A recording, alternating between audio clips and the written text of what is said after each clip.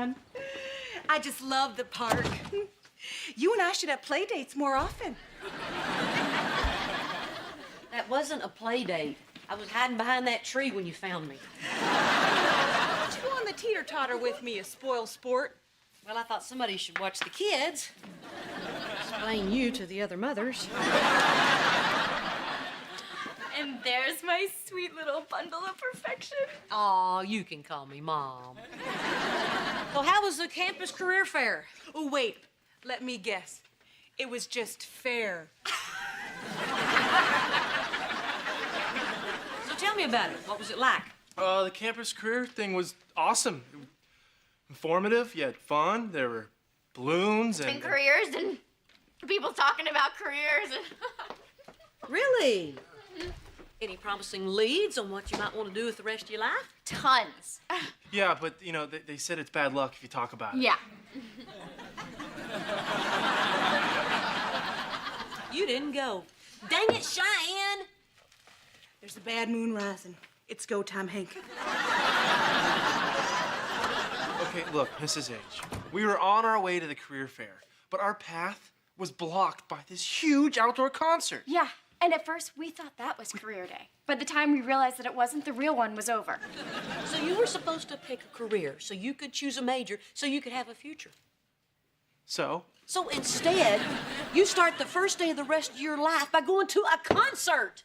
Mom, it was one career fair. What is the big deal? The big deal is you have a baby now, which means you don't get to be the college student in the beer helmet saying, "Party! Woohoo!" It's like she was there. You have to start taking responsibility. Make hard choices. Stop acting like children and start acting like you have one. That guy in the beer helmet was my guidance counselor.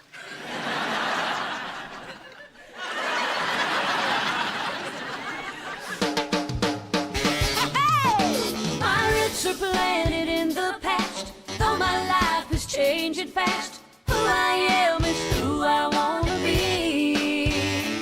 A single mom who works too hard, who loves her kids and never stops, with gentle hands and the heart of a fighter. I'm a survivor.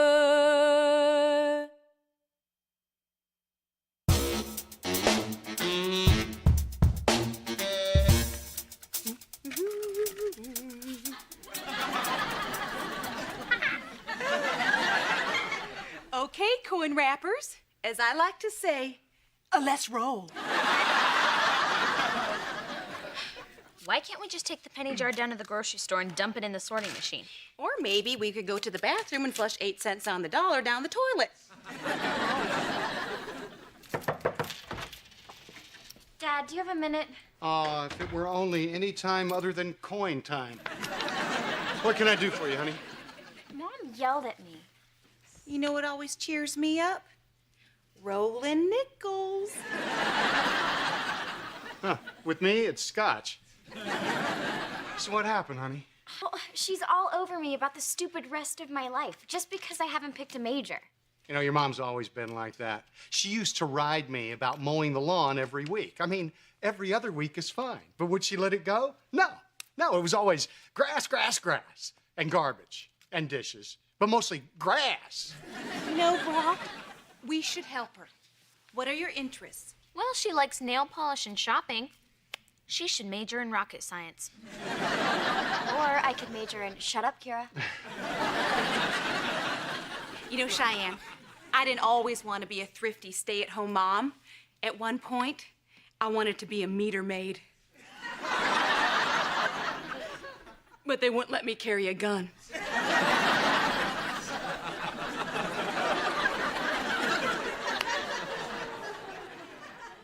Well, I don't know what I want to do. I mean, I like money. How did you decide to become a dentist? Well, I knew I wanted to make a good living and have flexible hours. Okay, well, that's a start. And I really wanted to be my own boss. That's what I want to be, a boss. You know, being a dentist lets you be all those things, plus you get to help people. It's very rewarding. Those are the things you should look for in a career. Okay, I'll do it. Do what? Become a dentist. First, you have to be able to spell dentist.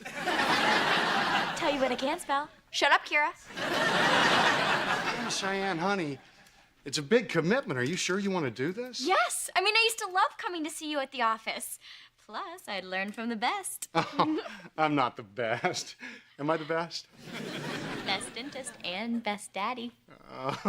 Hey, for the future dentist, go out and buy yourself some monogrammed drool bibs. I did, and I never regretted it. Hey, if we get you and Jake to join her, we could be those 4 out of 5 dentists that recommend stuff. Come on, let's go tell Mom. She's gonna be absolutely thrilled that I finally picked a major. Come on, Kira. Don't you want to hear what your mom has to say about all this? Oh, we're only 4 houses down. I'm pretty sure I'll hear. Hey,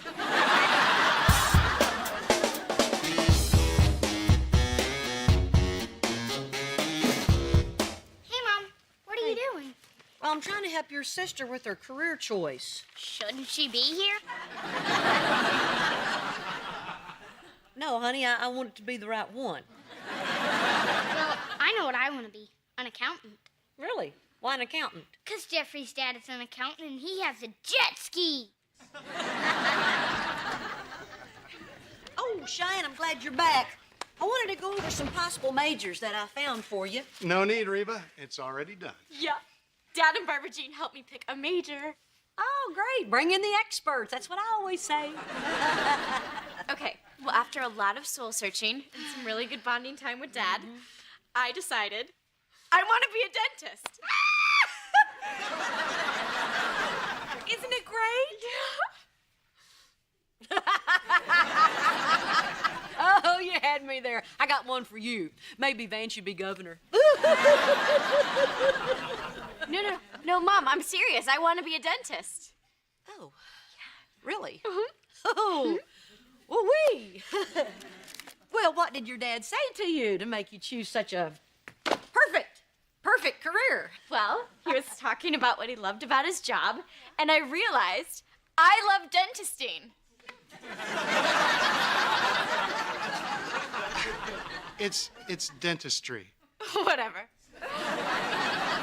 Well, that's great.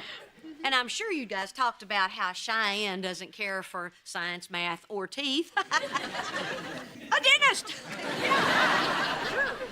We didn't really talk all that much. It just kind of happened fast. I can't wait to tell Van thank you. Oh, you're welcome, sweetie. Oh, I'm sorry. Doctor, sweetie. Yeah? Van, wake up! I'm gonna be a dentist! What were you thinking, you boneheads? Oh, excuse me, Dr. Boneheads. Reba, I'm not a doctor.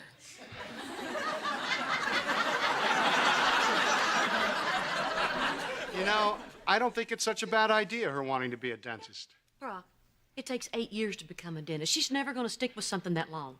I don't think that's true. Okay, she took piano, ballet, and karate. She can't play, she can't dance, and Jake can take her. Yeah, well, she was younger then. Maybe she's learned that if she wants to accomplish anything worthwhile, she's going to have to stick to it. That's how I learned to fit 7 eggs in my mouth.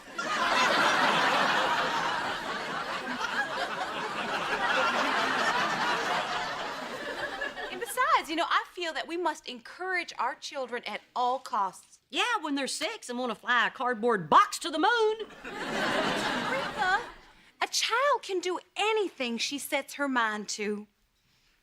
Except shrink 8 inches, I can tell you that. So what?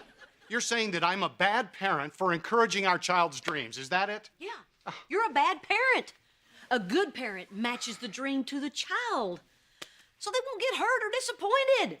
Not every child can be an astronaut or jam 7 plums into their mouth. Eggs. And it would have been 8, but I sneezed. How do we know Cheyenne's dream is unrealistic until she tries it? Oh, you're right. Yeah.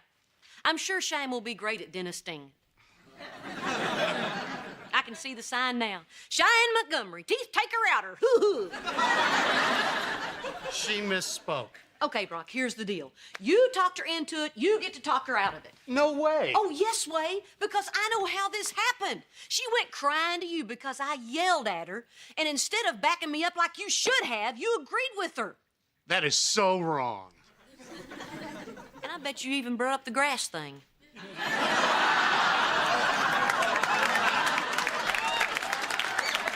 Now this is just insulting. Excuse me. Fine. Maybe you can let her waste a year of her life, but I'm not going to. Oh, Reba, don't you worry about a thing. I'm gonna brew a pot of tea and we are gonna have a nice long chat about it.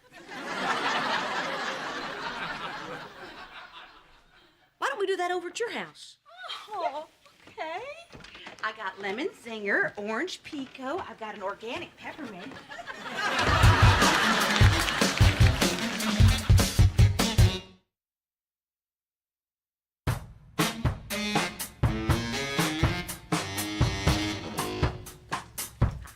But I don't need career counseling. I've already decided what I want to major in.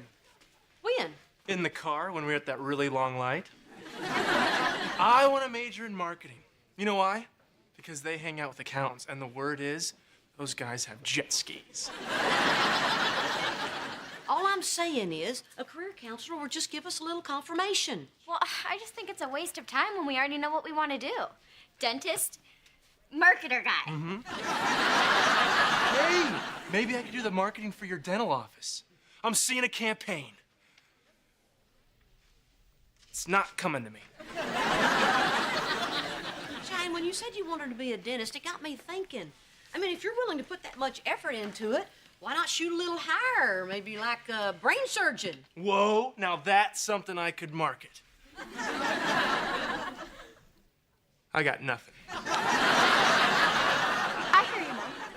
I mean, what if I'm meant to be like a molecular biologist and supposed to find a cure for cancer or something?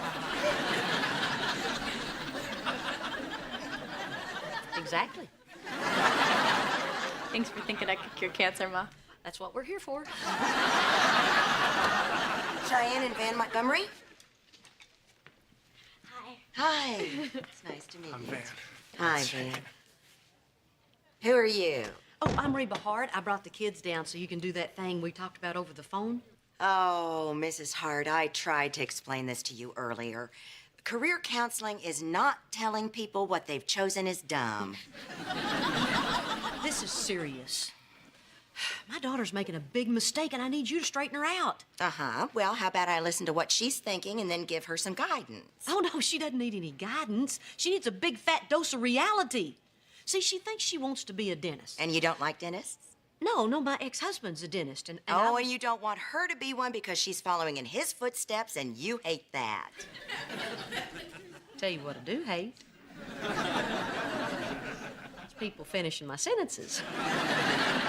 Look, that kid is a wonderful, sweet girl. She's the kind of kid that gets real excited about stuff. But by the time you buy her the tutu, she's already wanting to take karate lessons.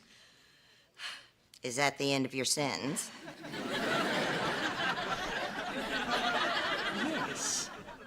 See, mainly her father doesn't want to say anything negative to her. All right, then. I'll see you in a little bit. You know, he does that with all the kids. You know, to tell you the truth, that is the reason why Kira moved in with him. Kira, now, she's 14 years old. She's our Mrs. youngest Hart, you daughter. know we have family counseling just 2 doors down. Why don't you take a little stroll over there while I talk to Van and Cheyenne?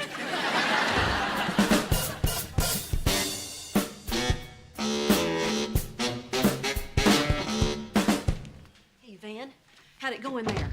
Man, that was tough. Yeah? I mean, I'm not even sure where to find an organ grinder, let alone get him to take me on.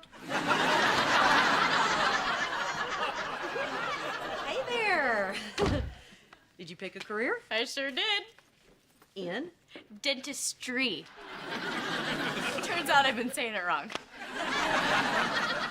No, honey, I don't think you heard her right. No, it's dentistry.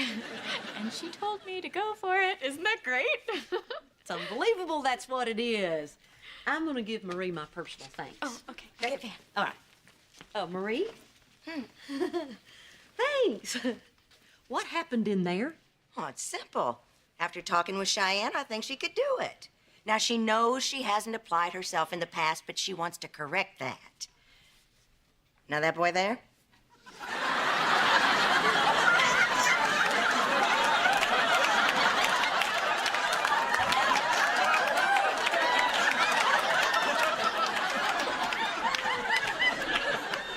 He is lucky to be indoors. Well, that's just unacceptable. Now, you take those kids back in there and tell them you made a mistake. Mom, what's wrong? What's wrong is that so-called guidance counselor gave you kids some bad advice. There's no way you should be a dentist. And you say your 14-year-old just moved out? So you never really believed I could do this? And I bet you were lying about me curing cancer, too. Cheyenne, those classes cost money. And in a couple months, you'll be wanting to do something else, and I'll have to deal with that. You know what? Thanks for bringing me down here. It's good to know someone believes in me, just not my mom. Cheyenne! Don't worry. I can cheer her up. Mr. Robotica.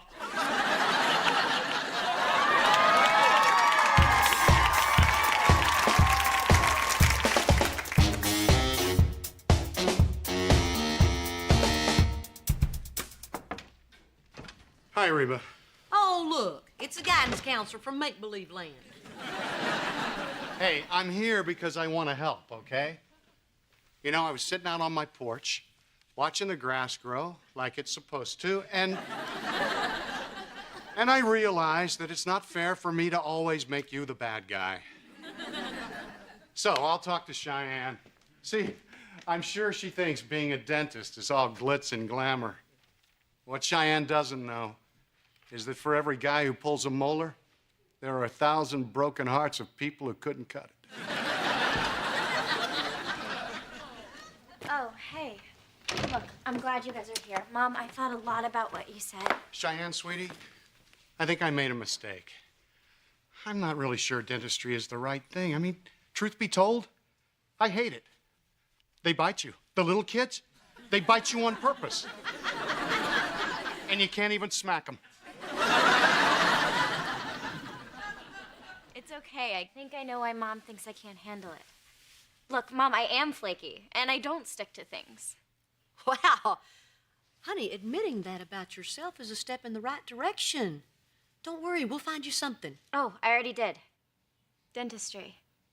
I'm going for it. Look, everybody thinks that I can do it. Everyone but you. Cheyenne, I want to believe in you, but it's hard. You've got a very well-established track record. You've been a model flake. Thank goodness you're back. Where is the baby's baba, Cheyenne? I looked everywhere and I can't find it. I gave her the green one, but she threw that. Now it's gone. And she's pulling on her ear again, which means she needs the drops. I don't have the drops. I don't have the baba. I got nothing. Calm down. I always clip an extra baba to her binky. Baba? Binky? Listen to us. She's taken away our ability to speak like big people. I so want to be that guy in the beer helmet going, party, woo, yeah. Man, breathe, okay? Everything is gonna be all right. Mommy's back. It's after 4, so you can give her 3 drops. If she keeps pulling on her ear, though, give her some children's aspirin. Top drawer left. Okay. Elizabeth, Mommy's home. Daddy's gonna be okay. So I'm going for it. And if you don't think that I'm gonna follow through with it, I'm gonna have to prove you wrong. No. Just a minute. I just realized something.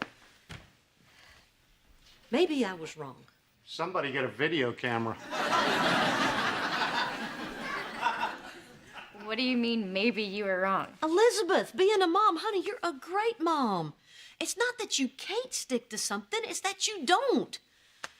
And it's obvious you can do just about anything you want to, as long as it's important to you. So what are you saying? You'll support me trying to be a dentist? Is being a dentist important to you? Hey, you know that whole thing about kids biting you? That was really just for dramatic effect. We have great hours.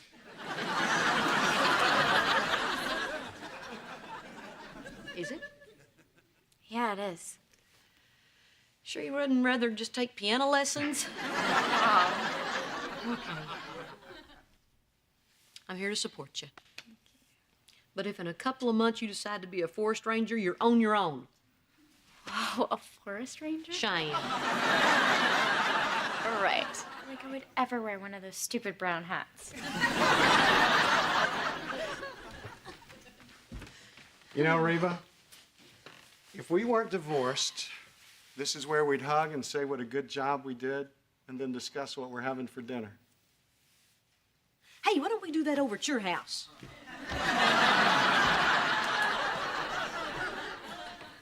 You're gonna slam the door on me, aren't you? Yeah. Yeah.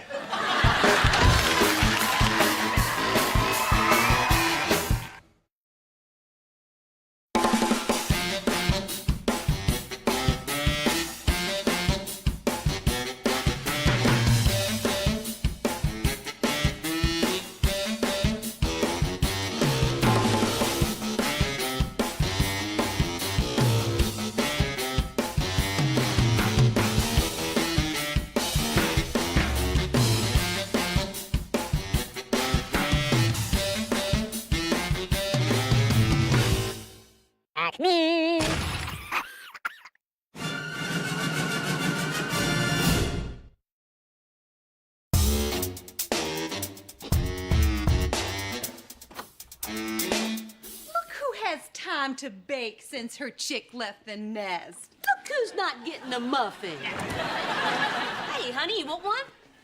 No time. I left a library book upstairs. It's due today. Bye. Oh, well, wait a minute. We hadn't talked all week. Can't you spare 5 minutes? What would 5 minutes really do, Mom? Wouldn't that just leave us wanting more? Barbara Jean, I'm going to Jenny's after the library. Bye. Don't you want to hear about my day? I'd like to hear about your day. Here's the headline. Giant blonde attacks muffin factory. Cute redhead saves the day.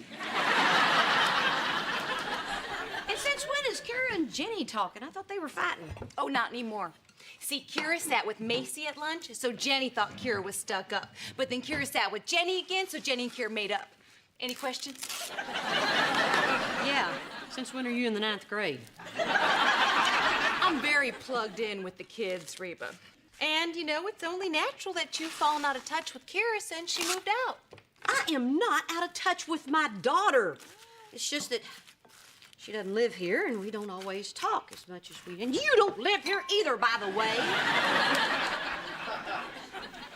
Reba, let me give you the benefit of my parenting experience. See, I tried talking to Kira, but all I ever got were angry looks. Yes, just like that. But I have learned there are other ways to open the doors of communication. I don't want your parenting advice, Barbara Jean. Yes, you do. Because you know that I know things about Kira that you want to know. And you want to know how I know them. And I'll let you know how I know them if you let me know that you want to know.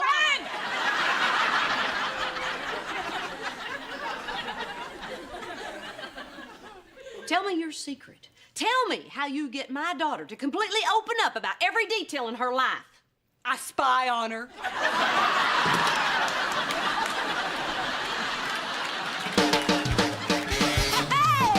Pirates are planted in the past, though my life is changing fast. Who I am is who I wanna be. A single mom who works too hard, who loves her kids and never stops, with gentle hands and the heart of a fighter. I'm a survivor.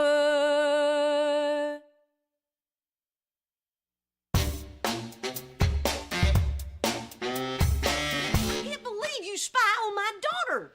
And you thought I wasn't ready to raise a teenager. Hey, guys, we're back from the ball game. Dad let me eat a whole bowl of relish. He's making it sound a lot worse than it is. The relish was on, like, 6 hot dogs. Did you know Barbara Jean is spying on Kira? So? So?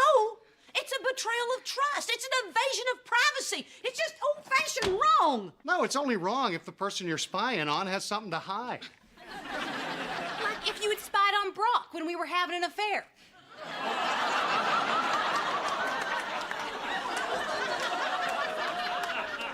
Don't help, okay, honey? Look, Kira's a good kid. What's Barbara Jean gonna find out? It's either band, the library, or the mall. We're lucky. Kira has no life. Apparently neither does Barbara Jean, or she wouldn't be reading a 14-year-old's diary. I would never read Kira's diary. I read her email. Yeah. See, I put this filter on the computer that lets me see everything anyone does online.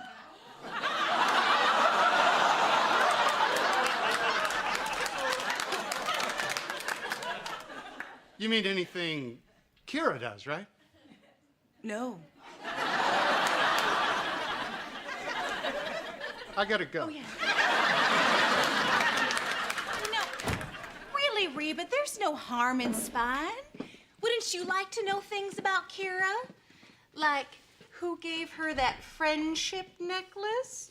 No, I wouldn't. I'm not gonna stoop to your level, Barbara Jean. If Kira wants me to know, she'll tell me. Or you could just wait 30 years and hope that Kira's memoirs get turned into a movie, which you won't be able to see unless there's parking outside the theater for your high horse. Oh, yeah. Wow. Kira's life is a movie. You know who I want to play me? Who? Denzel Washington.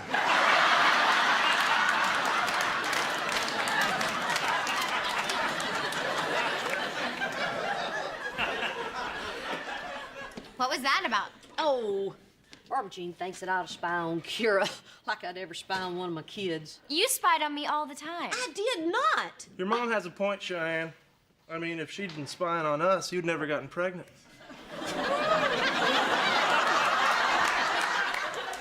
It's like you were blind.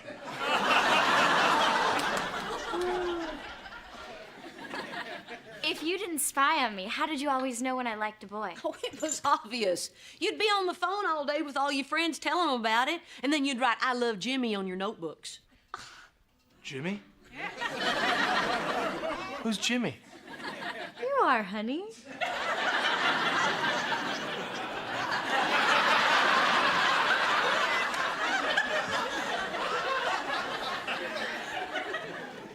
And then your pockets would be full of those empty lip gloss containers, and you'd wear that pink sweater real low cut with the black lace on it. Hey, you know, going through someone's pocket is called spying, Mom. Oh, honey, it's called doing the laundry. Well, maybe I'll do your laundry and see how much you like it.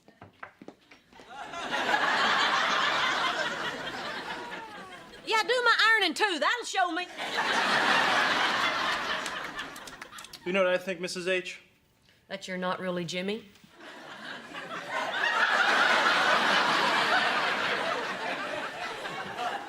No.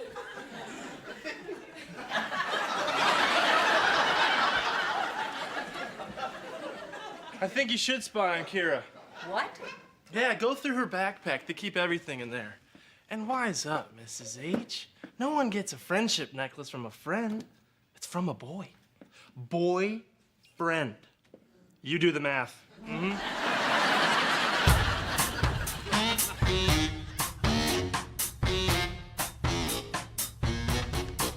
Hey. Hey, 2 visits in a week. That deserves a hug.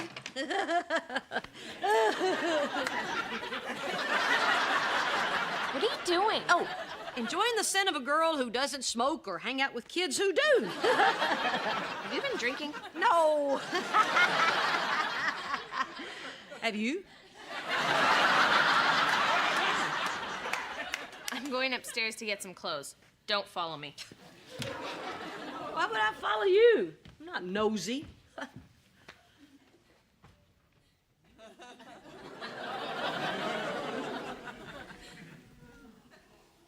Oh, Kira.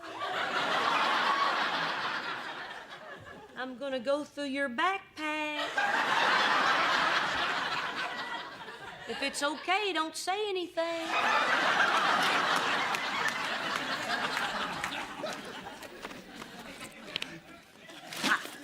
Brandon. Hello, Jimmy. Yeah. mints.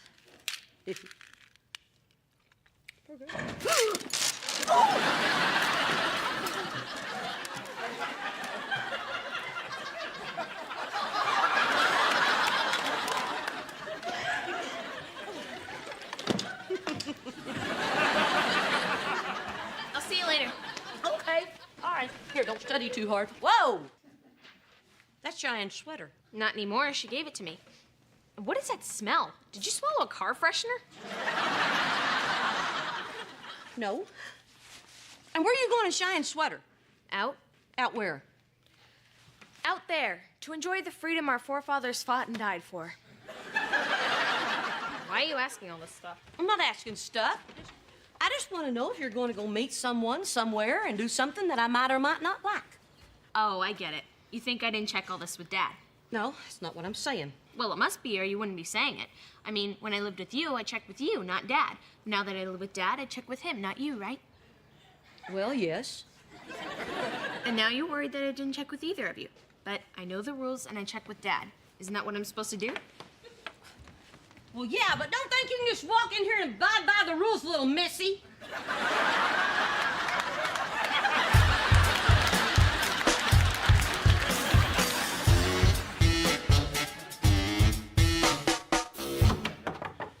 Hey. Hey, guys. Kira around? No, she's over at a friend's house. Which friends? I don't know, Mindy, Bitsy, Bootsy, I can't keep track. You let your daughter leave this house without knowing where she's going? What kind of parent are you? Hey, Mom! Jake, what are you doing here? Not ruining my dinner. You didn't know where Jake was. Oh, that's different. Jake hasn't blossomed. Come on, Kira's fine. She's a good kid. Oh, really? So you're not the least bit worried that she just left my house wearing Cheyenne's sweater? Hey, I spent so much money on those clothes. I hope Jake wears Cheyenne's sweater. And anyway, we're not talking about Cheyenne here. We're talking about Kira. Kira, who might have a boyfriend, whose name might be Brandon, who might have given her a necklace. Well, I'm hearing a lot of mights. So until I hear some definitely's, I'm not gonna freak out. Yeah, but how can I be sure? Boop. You've got mail.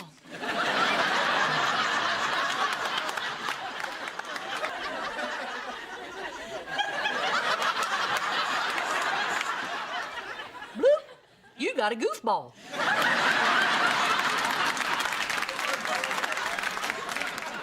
Okay, Barbara Jean. What's the story with Kira? She definitely has a boyfriend named Brandon, and he definitely gave her that necklace. Well, is she meeting him, or is she over at Mindy Bitsy Bootsy's house? Well, there's nothing in here that tells me. Oh my goodness! What? What? We can refinance at 4.75 with no points. Oh, get over. Oh, what'd I do? Did I set off the alarm? No, it's the instant message. It's like talking with someone over the phone, but less private and more difficult. Oh. It's from her friend Mindy. F2T. What does that mean? Free to talk. Put yes. Oh, I don't mean put yes. I mean put Y. That's the first letter.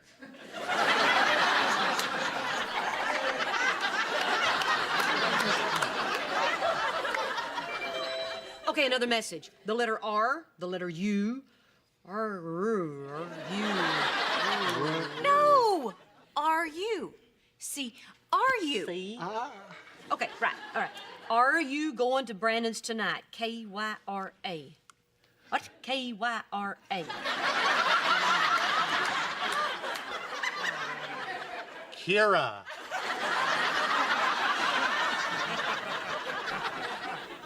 No parents equal fun. No parents. It's an unsupervised party, Brock. That she may not be going to. She's asking why I'm not replying. What do I say? Well, don't say anything. She'll know you're not Kira. It's all caps. She's mad. Turn it off! T-I-O! T-I-O! Well, Brock. Okay, all right, now don't panic. So she didn't tell us her friend was a boy. A boy she likes whose parents are out of town. Yeah, it sounds bad. Real bad, but that doesn't mean she's gonna go over there and And do something stupid. Right. It just means she can.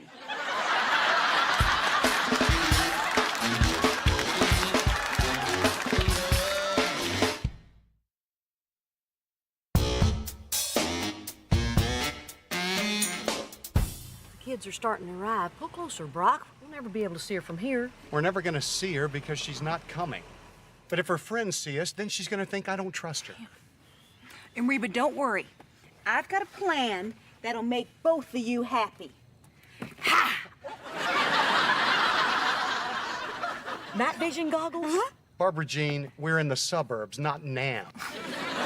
You can't go sneaking around looking in people's windows.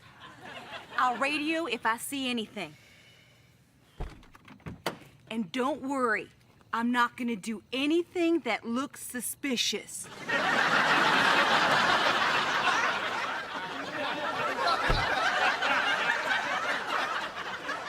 I can't believe this is happening. Oh, come on, Brock. You knew she was crazy when you married her. I heard that. No, I can't believe I'm sitting out here because you don't trust me. Kira's been living with me for a whole month, so obviously she's gone wild. I'm that bad a parent. Well, I'm not here to argue with you, Brock. All I know is when she lived with me, I knew what she was up to. Oh, yeah, like you did with Cheyenne? One time our daughter gets pregnant and I never hear the end of it.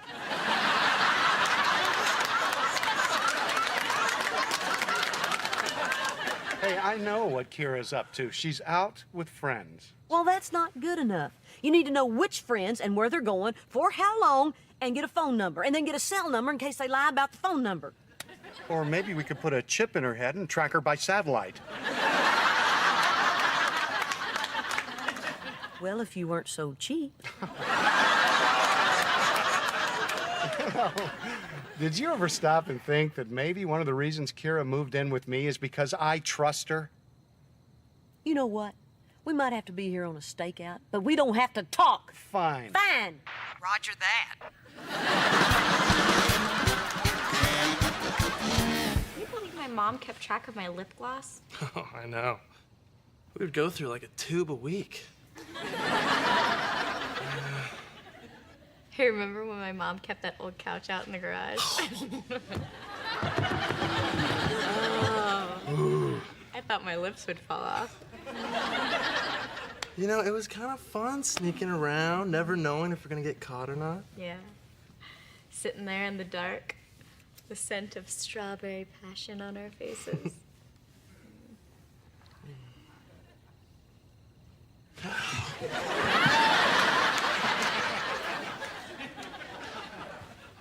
What's wrong? Nothing's wrong. That's the problem. There's no tension. We're married. It takes all the fun out of fooling around. No. I mean, we could go upstairs and dance around our room naked and no one would care.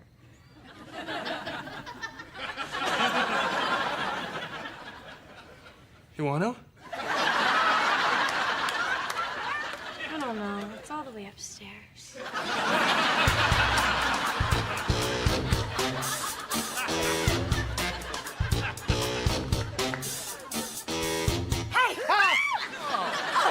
Barbara Jean, what are you doing? No sign of Kira yet. I'm going back in. You know, I'd love to think that your wife is insane for climbing up a tree in night vision goggles, but then I realize she's my leader. What are you talking about? I spied on my kid today, Brock. I'm spying on her right now. Well, unless she doesn't show up. Then you'd just be some creepy old lady watching the teenagers party. Because I don't know who she is anymore. You know, Kira's only been out of the house for a month, and she's got a whole new life I don't know about. Hey, try 3 years. When I moved out, Cheyenne was drill team captain, Jake was learning to tie his shoes, and Kira was just a smart-mouthed kid. Every parent looks at their kid and thinks, oh, they grow up so fast. But I never realized how fast until I wasn't there every day to see it. Yeah, now I'm gonna be the one that's not there to see it. Hit the gas! What are you doing? What are you doing here? Well, I think a better question is, what are your mom and dad doing here? Never mind why we're here. Why are you here? I'm with my friends, okay? Friends or boys? What's the difference? You don't know? We got nothing to worry about.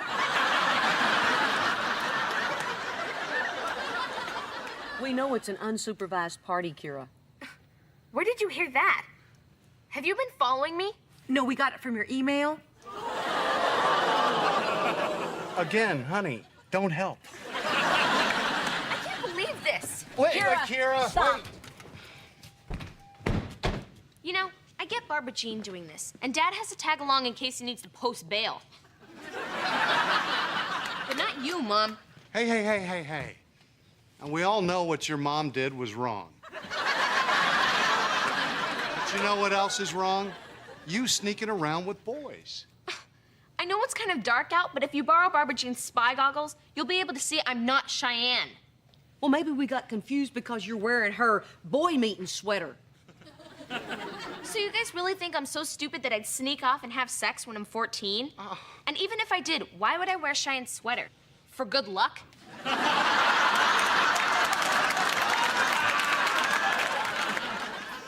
I thought you knew me better than that. Well, I used to. Since you moved out, we don't talk. I don't see you. You don't even check in with me. Because I live with Dad now. I don't have to do all that stuff. Oh, yes, you do. What? From now on, you have to check with both me and your mother. Maybe you thought you'd have it easy living with me because Dad's a pushover. Well, let me tell you something. Living with me isn't going to be a free ride, and it isn't a license to cut your mother out of your life either. But that's not fair. Well, good. Then I must be doing something right. Now go say goodnight to your friends. Oh, and tell Brandon I'm going to be sending his parents a nice little thank you note for letting him throw this party. I can't believe this.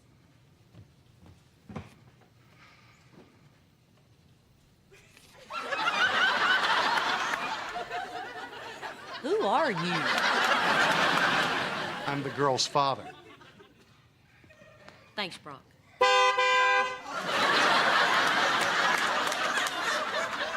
Hey, Red, hands off the merchandise.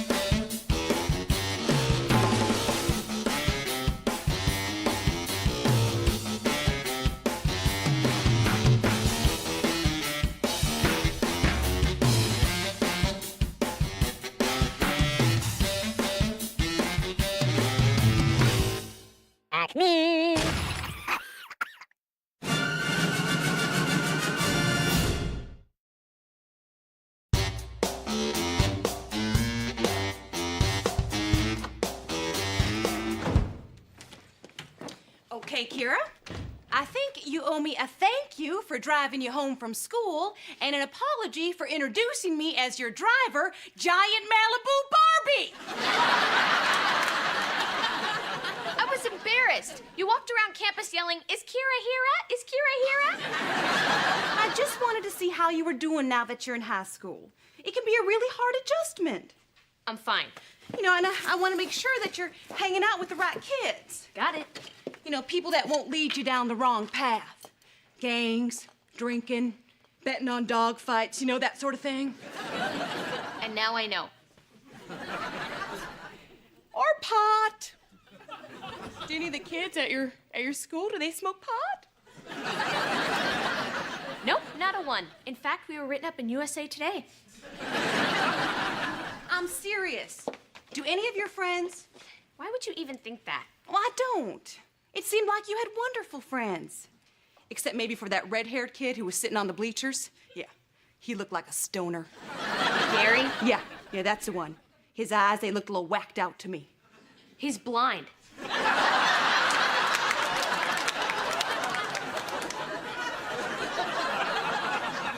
Look, if the question is whether I'll buy you pot, the answer is no. Okay, what if someone were to offer you some? What about peer pressure? Come on, Kira. Pot is fun. All the cool kids are doing it. Hey, you want to take a little ride on my magic carpet? Ooh. What is going on? She's working on her sales pitch. We need the money. We were talking about high school, about peer pressure and whether any of the people she knows have smoked pot. And she hasn't said yet. Oh. Well, what about that, Kira? What, you want me to start asking people whether they have or not? Yeah, I think it's important that you know about the people you spend time with. Okay. Dad, have you ever smoked pot? What? Oh, I'm sorry. I believe back then they called it reefer. Reefer. Reefer. No, of course not. Don't you want to know about me, Kira? Yeah, Barbara Jean, what are you on?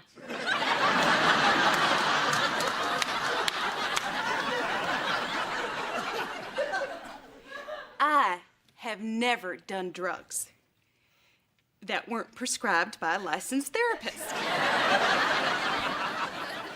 Wonderful. Can I go now? I think I need a drink. It's true. If you're honest with your kids, they'll be honest with you.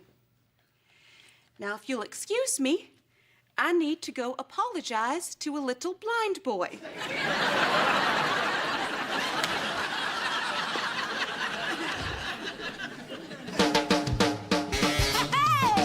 My roots are planted in the past, though my life is changing fast. Who I am is who I wanna be. A single mom who works too hard, who loves her kids and never stops, with gentle hands and the heart of a fighter. I'm a survivor.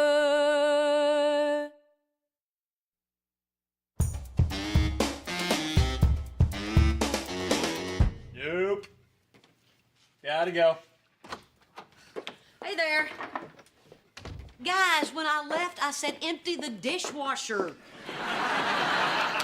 We're checking for poison. Oh, I don't keep my poison in the refrigerator. No, Mrs. H, you keep it right here. Listen to this. Dextro, mono, something, something, something. The something's why I buy it. It's a chemical compound that has no relationship to any actual food. Yeah, but it goes great on a bagel.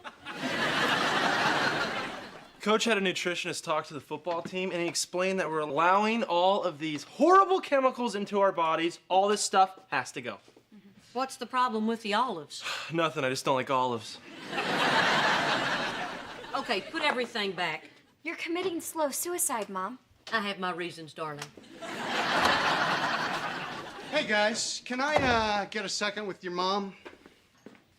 Put it all back and empty the dishwasher. Nice going, Van.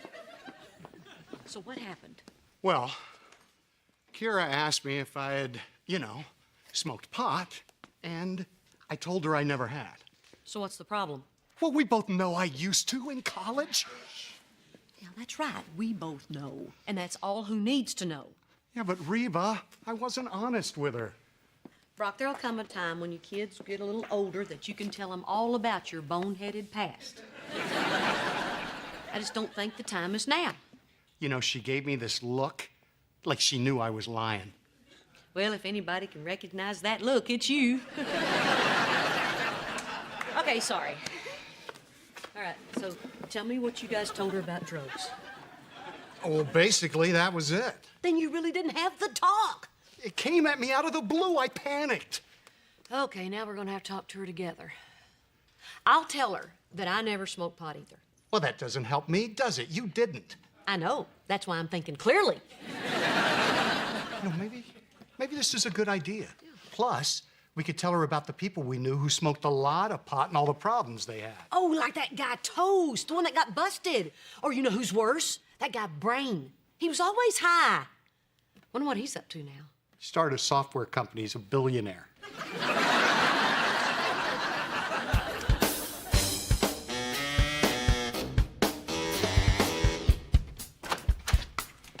Mrs. H. Hey, guys, out shopping? Yes, we went to the Gentle Earth Natural Pantry.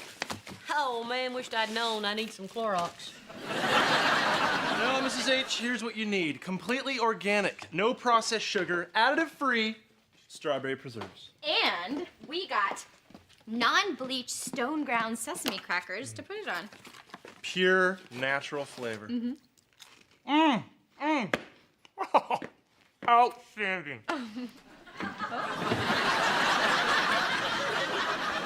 The world of marijuana, the pot culture, the inside dope on dope. Wow, we thought your food was a problem. Mrs. H, are you smoking weed? I'm getting ready for my big talk with Kira, and since I never did drugs, I'm educating myself. Oh, if you want to teach her about drugs, you should watch that movie Scarface. Say hello to my little friend. Pra, pra. Say goodbye to little Reba.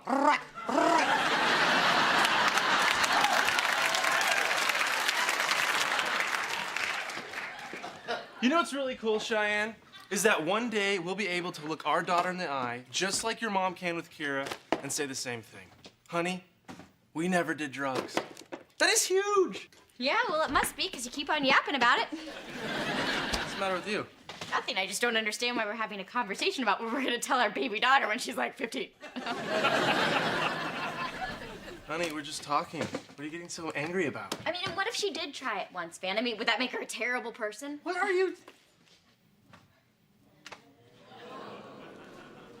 Oh, wow. Yeah. When? At cheerleading camp? Oh, that's just great, Cheyenne. That's great. Did you ever stop and think that maybe that's why your pyramid was lopsided?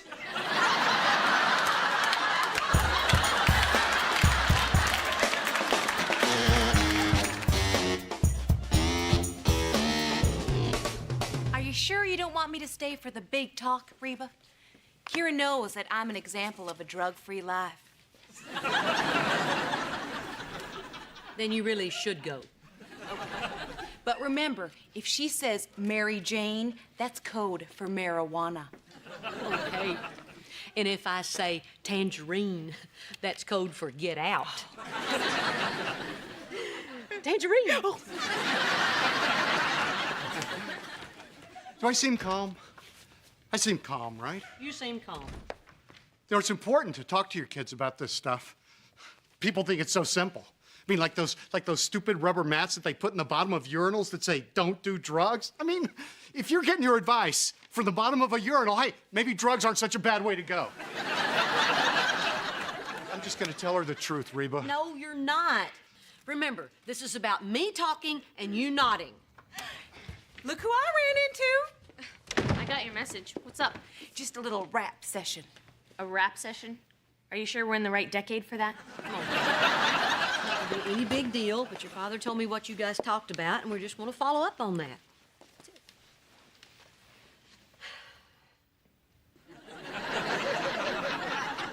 I like when all three of you stare at me like that. It's comforting. Kira, we understand that drugs exist and that some kids might be doing them. And to those kids, it might seem like harmless fun, but it can get serious real fast. See, your dad and I had this friend who, well, he thought it would be harmless fun too. He wound up in jail. Whoa. Big time. Whoa. Drugs are bad, man. They're a bad scene. Anyway, I just want you to know that you can always come talk to me. And you'll be honest. Absolutely. Okay, then. Well, I know Dad never smoked pot. But did you, Mom? No. And there were times... I did do it, okay? Okay, I did it. I smoked pot. Anyhow, like I said, Kira, this isn't gonna be any big deal. You smoked pot? Were you high when you married me? A lot of people ask that. Our Georgine, this is not about you. This is about Kira. The mistakes we made are our mistakes. You have your whole life ahead of you. Well, actually, there are a couple things that I've been wondering about, and I didn't want to be one of those nerds who has to read pamphlets. You feel like taking a walk? Sure, let's go down and get some ice cream. Yeah. Well, would it be cool if I just went with Dad? Oh, sure, that's cool. Yeah, I'll talk to you guys later. Okay.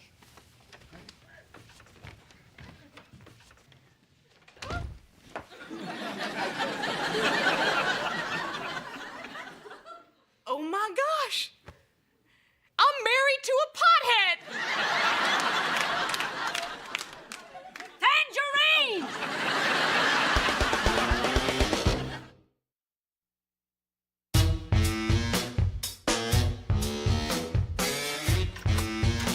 Hey there. Hey, Mrs. H, I need your advice. Just shave right there. It'll look like two brows.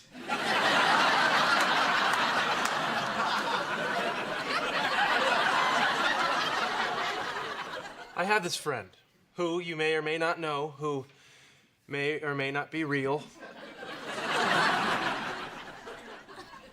And I found out that this person has done drugs. You know? What did Brock do? Wear a t-shirt that said, I smoked pot? Whoa, whoa, whoa, whoa! Mr. H smokes pot? Well, that sure explains a whole lot. Oh, man. The oak tree doesn't grow far from the place where the acorn fell from it before it started to grow. Van, are you high right now? It came up when we were giving our talk to Kira. Well, how'd she react? Well, the wrong way. Suddenly she wants to do all of her serious talking with Brock. Well, I bet he's got some really good stories. Well, I've got some good stories, too. And they don't all start with, dude, check it out. I mean, just because you never smoked pot doesn't mean you're not cool. Hello, my weed-free friend. Or maybe it does. Ben, could you please excuse us? Reba and I need to discuss something personal that is not for children's ears. It's about my husband and his friend, Mary Jane. You know that's code for pot. Okay, Mr. Smarty Pants, you know what tangerine means? Get out!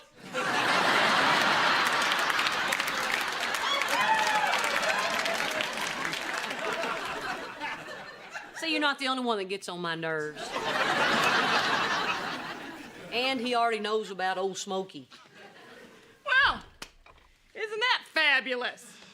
Something for the Christmas newsletter. That makes you think, huh? If Mr. H hadn't fried his brain, he probably would have been a real doctor instead of a dentist. I mean, I gotta figure out something to do because Kira won't talk to me because I never smoked pot. Lie. What? Yeah, tell her that you said you never did it, but you actually did.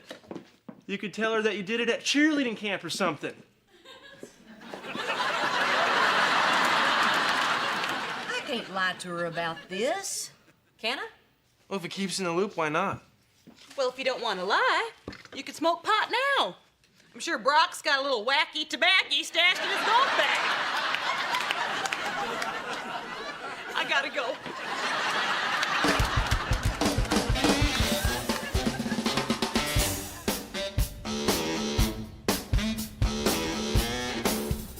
These are really good for you, aren't they?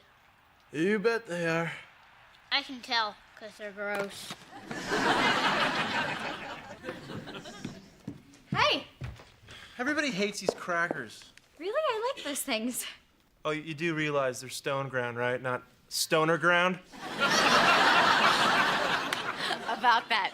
This is so weird. Today, I was looking through my diary and I found some stuff that I wrote when I was at cheerleading camp. Look.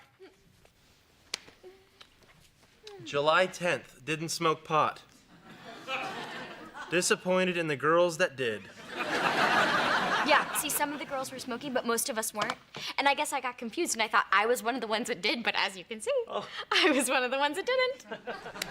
Oh, well, that's weird. According to my driver's license, I wasn't born yesterday. You can't stop lying. You've got liarrhea. You've got. Why are you such a big jerkeria? Why are you flipping out that I smoked pot one time? Because of Elizabeth, Cheyenne. Us not doing drugs is the one thing I was hoping would make up for us getting pregnant before we were married. Hey, Mom and Dad, if I'm 16, how come you've only been married for 15 years? And we'd say, the important thing is, honey, we never smoked pot. Well, I guess we can't say that now, can we, Puffy? Well, we could buy. Oh, yeah, that's brilliant, Cheyenne. If we're gonna lie about that, why don't we just lie about when we got married? I like it.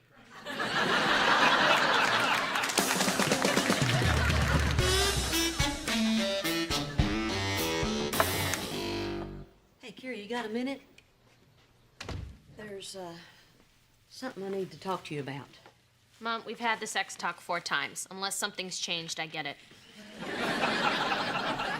Ha, ha, ha, ha. Funny. No, the thing is, you know, the other night when I told you that I'd never smoked pot, well, that wasn't exactly the whole story. The truth is, this isn't exactly really easy for me to say, but I never smoked pot. I know, Mom. Look, I'd love to talk more, but I'm meeting a private plane from Colombia. Kira, how many times do you smoke pot? Counting church? How many times? Never. I've never done it. Me either. We've got something in common, huh? How many times you been offered to smoke pot? Twice. Twice? I've probably been offered over 200 times. 200 times? Well, you don't live with a guy named Toast without being offered the bong a lot. Dad's nickname was Toast? No. Another guy that lived in the house.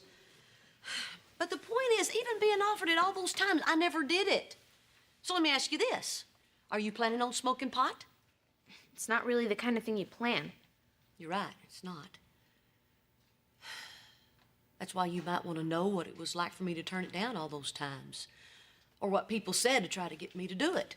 Or if I feel like I've missed out on something. Don't you think what I went through has value? I never thought of it that way. Me neither. I just pulled that one out of my hat.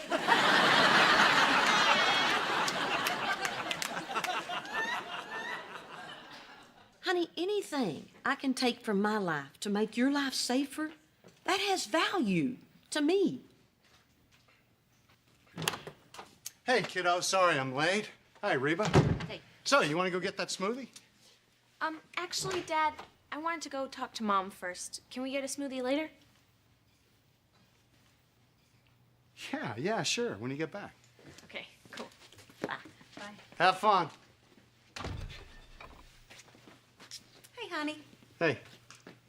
So, you know, that whole pot smoking thing, you know, that's all in your past, right? Yes, Barbara Jean, I did it in college. Good. Then you won't mind giving me a little sample, cowboy.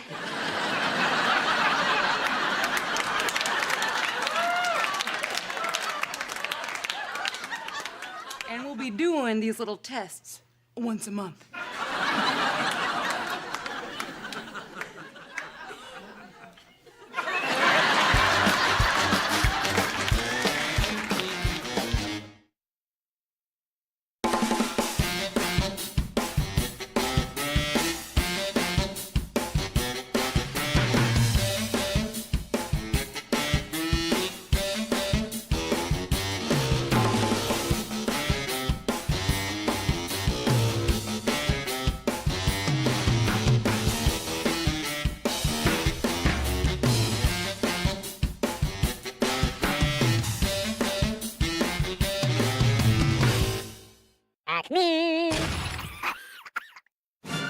Ridiculous.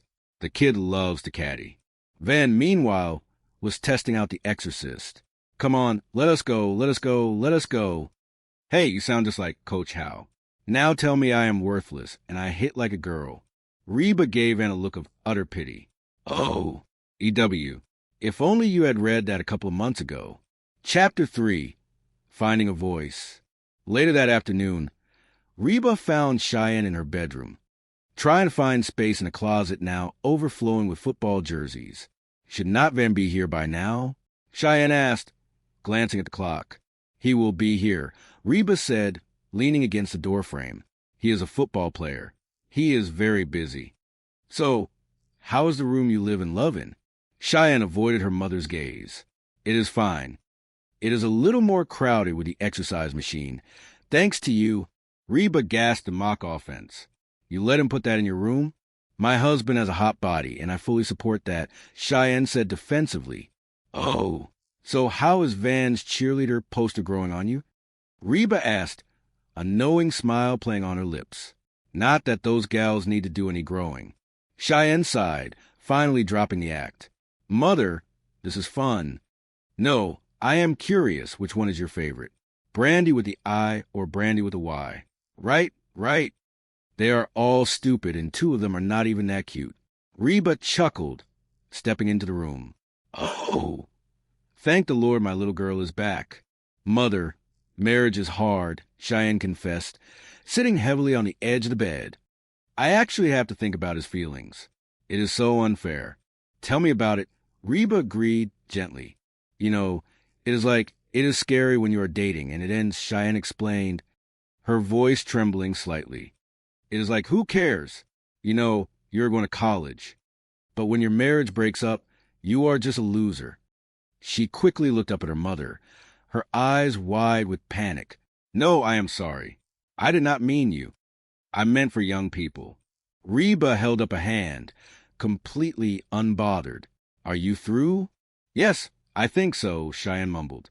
Look, you're going to have to tell Van how you are feeling, Reba advised, her tone serious but supportive. Cheyenne nodded determinedly. You are right. I will tell him as soon as he gets here. Well, at least he is coming, Reba mused, remembering her own past. When I was pregnant, your father would not get within 50 feet of a gynecologist's office.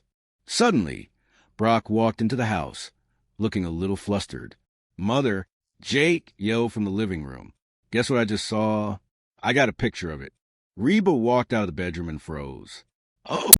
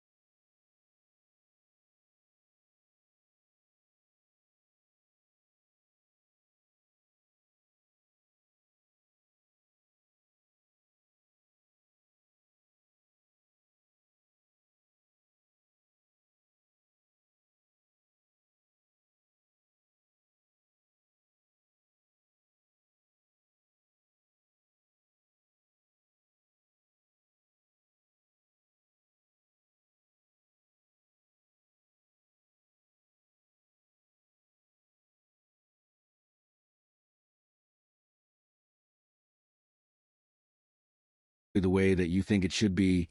You just have to say something. Cheyenne continued to argue, desperately trying to validate her own cruel outburst. Why cannot you just leave things alone? I mean, do you really think Dad would care what kind of comforter is on the bed? Reba looked at the hideous orange blanket, then back to the daughter she had sacrificed everything for.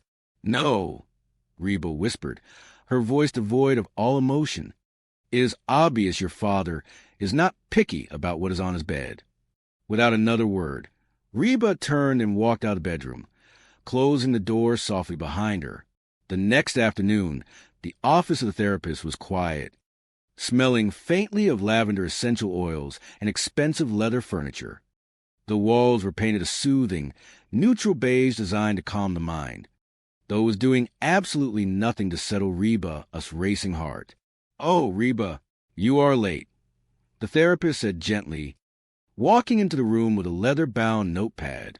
"I am sorry," Reba said, dropping heavily into the plush armchair. "I got here as soon as I could." "Is the rest of the family coming in for therapy today?" the therapist asked, looking toward the empty waiting room. "No," Reba stated flatly. "I figured it is easier to fix them when they are not here getting in the way." The therapist smiled kindly, accustomed to Reba's defensive humor. "So, what is the big emergency today?" "Where do I start?" Reba sighed, rubbing her temples in slow circles. "My 7-year-old son spent yesterday afternoon at the gynecologist.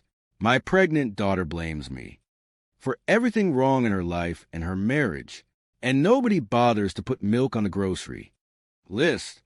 Why do we not start with the thing that is bothering you the most?"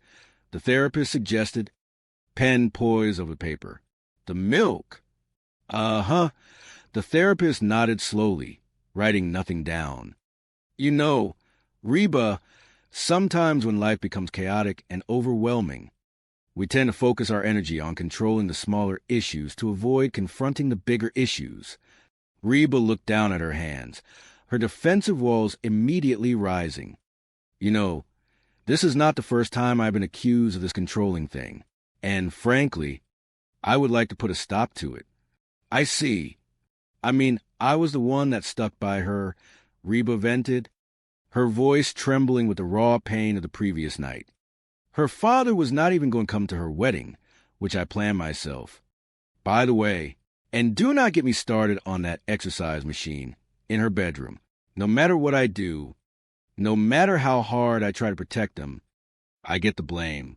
I should just let them fend for themselves for a change. They would fall flat on their faces in 5 minutes. Or," the therapist suggested softly, leaning forward, "they would learn to take care of themselves. Fat chance. Well, you never know until you give a shot." Reba looked up, her eyes pleading for a concrete, actionable solution. "So what do I do?" "Nothing," the therapist said simply. "Say again." "Look, I know it is a scary concept for someone who thrives on managing everything. But try it. Take some time for yourself. Get a massage. Go to a movie. Take up a hobby. Just step back." Reba stared at her blankly, calculating the hourly rate she was paying for this advice. "Could you not just write me a prescription for something instead?" Back at the house, the kitchen was in a state of unprecedented panic.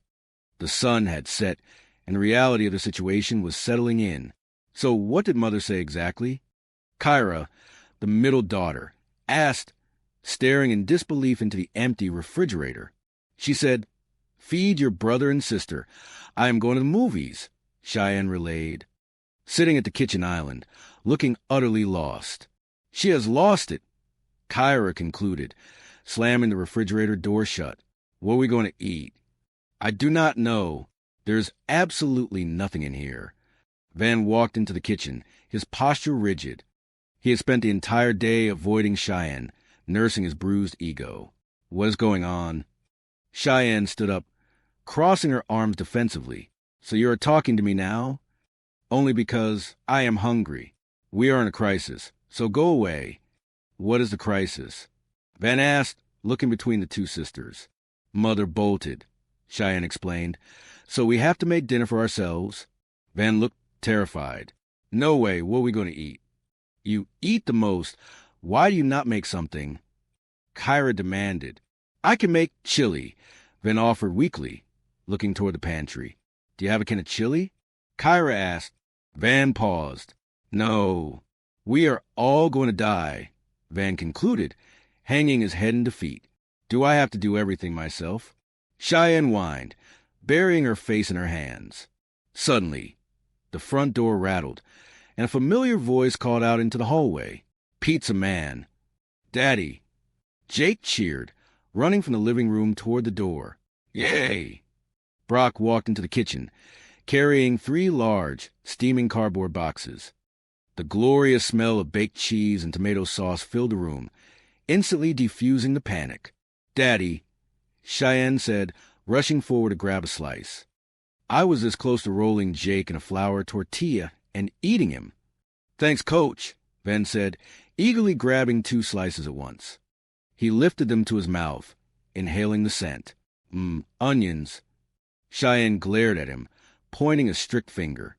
If you have any interest in kissing me tonight, you will not eat those. Van hesitated, looking from the pizza to his wife, then took a massive, defiant bite. Onions. Brock leaned against the counter, looking back and forth between the 2 young people. He recognized the stubborn silence, the sharp glances. What is up with you two? We are having our first married fight, Cheyenne admitted sadly, her shoulders slumping. It is awful. Brock offered a sympathetic smile, his eyes filled with a sad nostalgia. Oh, honey, it is bound to happen sooner or later. Yeah, that is what Mother said. Well, she should know, Brock nodded thoughtfully. We had 1,000 of those little fights, and then, of course, the one big one.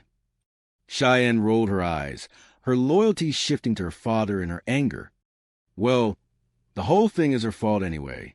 I mean, I do not know how you lived with her for so long. She is such a control freak. Well, tell me about it. Brock agreed initially, falling into old habits.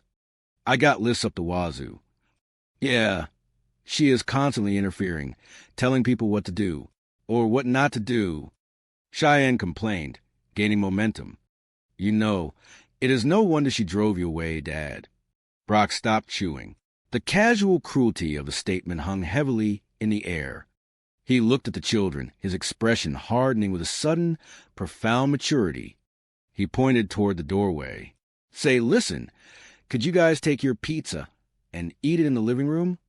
Mother does not let us eat in the living room, Jake said dutifully. Well, she is not here, Brock replied. He paused, realizing he should not encourage total rebellion. No, wait a second. If that is the strict rule, then use napkins, and give yourself a timeout after you have finished. Once the younger children had scampered out of the kitchen, Brock turned his full attention to Cheyenne. His face was serious, his voice incredibly gentle. Cheyenne, honey, you got all wrong. Your mama did not drive me away. Cheyenne frowned, confused by this sudden shift. Dad, it is me. You do not have to defend her to me. I know how she is. Sweetheart, I am not the easiest guy in the world to get along with, Brock admitted, laying his own flaws bare. You know, the fact that your mama always wanted to stay with me, and stayed as long as she did, shows just how amazing she really is. Cheyenne looked surprised, her defensive walls crumbling. Why? I cannot believe you said that. Look, I know she can be tough sometimes, but I have always admired the way she speaks her mind. She is strong. Then what happened with you guys? Cheyenne asked softly, genuinely wanted to understand. Brock sighed, rubbing the back of his neck. Well, we had some little problems. And little problems become really big problems when you do not communicate with each other. And that is not exactly my strong point. Cheyenne nodded slowly, the realization washing over her. Okay, that is exactly what Mother said. Oh yeah, like she is perfect, Brock chuckled softly, breaking the heavy tension with a small smile. Hours later, the house was dark and quiet. Reba walked to the front door, carrying a bucket of leftover popcorn. She felt completely rejuvenated. Having spent 2 hours entirely unplugged from the demands of her family, she walked out to the back patio, where Cheyenne was sitting on a lounge chair, staring up at the clear Texas stars. "So, when did you get home?" Cheyenne asked softly, not looking away from the sky. "A little while ago," Reba replied gently, taking a seat beside her daughter. "It is nice out here." "So how was the movie?" "Good. Did you know the last time I went to see a movie in a theater was before Jake was born?" "I did not know," Cheyenne murmured, her heart aching with guilt. "So, how did you guys make out tonight?" "Okay, Dad brought pizza. We also talked." Cheyenne turned to face her mother, her eyes shimmering in the moonlight. "That is nice. Mother, you made me realize that I was wrong about a lot of things. I am so sorry about the horrible thing that I said to you earlier today. You have every right to kill me if you want to." Reba smiled, a warm, genuine expression of unconditional love. "Wow, there really is something to this doing nothing strategy." "What does that mean?" Cheyenne asked, wiping a tear from her cheek. "Well, I had a little talk with someone today myself. Of course, my talk cost me $80. What did you learn?" Reba reached out, taking Cheyenne's hand in hers. "That you and Van are legally married now, and that I have to let you make your own mistakes. That is exactly how you're going to learn how to be a wife. And soon a mother. So, no more interfering. Sometimes the absolute best thing I can do for the two of you is nothing at all." Cheyenne leaned over and hugged her mother tightly, burying her face in Reba's shoulder. "I love you, Mother, but you are still going to do laundry, right?" Reba laughed out loud, wrapping her arms around her daughter. The fracture between them completely healed. The next morning, the sun shone brightly through the bedroom window, illuminating a room that felt entirely different. Van and Cheyenne were standing together in front of the open closet. Van was carefully using clear tape to affix the cheerleader poster to the inside panel of the wooden closet door.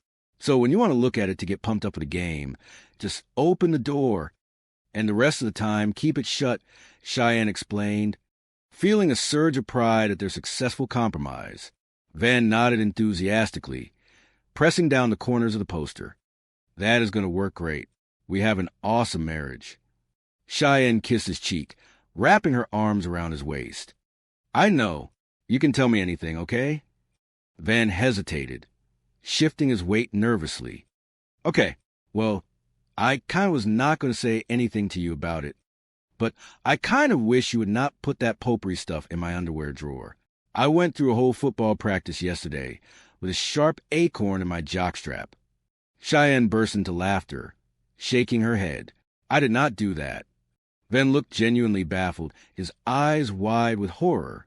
"Then who did?" Down the hall, 7-year-old Jake walked by, his hands in his pockets, whistling a cheerful, innocent tune as he headed toward the kitchen for breakfast. Van stared after him, slowly rubbing his forehead in despair. "I have been under a lot of stress," Van muttered to the empty room. "I have been under a lot of stress." Cheyenne just smiled, leaning her head against his chest. They had a long way to go, but as they stood together in their slightly crowded, beautifully imperfect room, she knew they were outside before closing the door. "Mother!" Jake yelled, running past his father and straight to Reba. "Guess what I just saw? I got a picture of it." Reba stared in absolute horror as Jake proudly waved a small, black and white sonogram image in the air. "The baby, why is he here? Why are you here?" she demanded, turning a furious glare upon Brock. Barbara Jean smiled brightly, entirely missing the hostility in the room. "Oh, Dr. Schmidt and I are doing this trade thing. He is taking care of me. And Brock is giving his wife a root canal. I am coming out way ahead on the deal." "Hey, Reba," Brock said casually, leaning against the doorway. "Dr. Schmidt is terrific." Reba stood up, her blood pressure skyrocketing. "What is wrong with you? This is supposed to be father and son bonding time, not father, son, mistress and gynecologist time." "Oh, come on," Brock defended himself, holding his hands up. "The kid had a blast.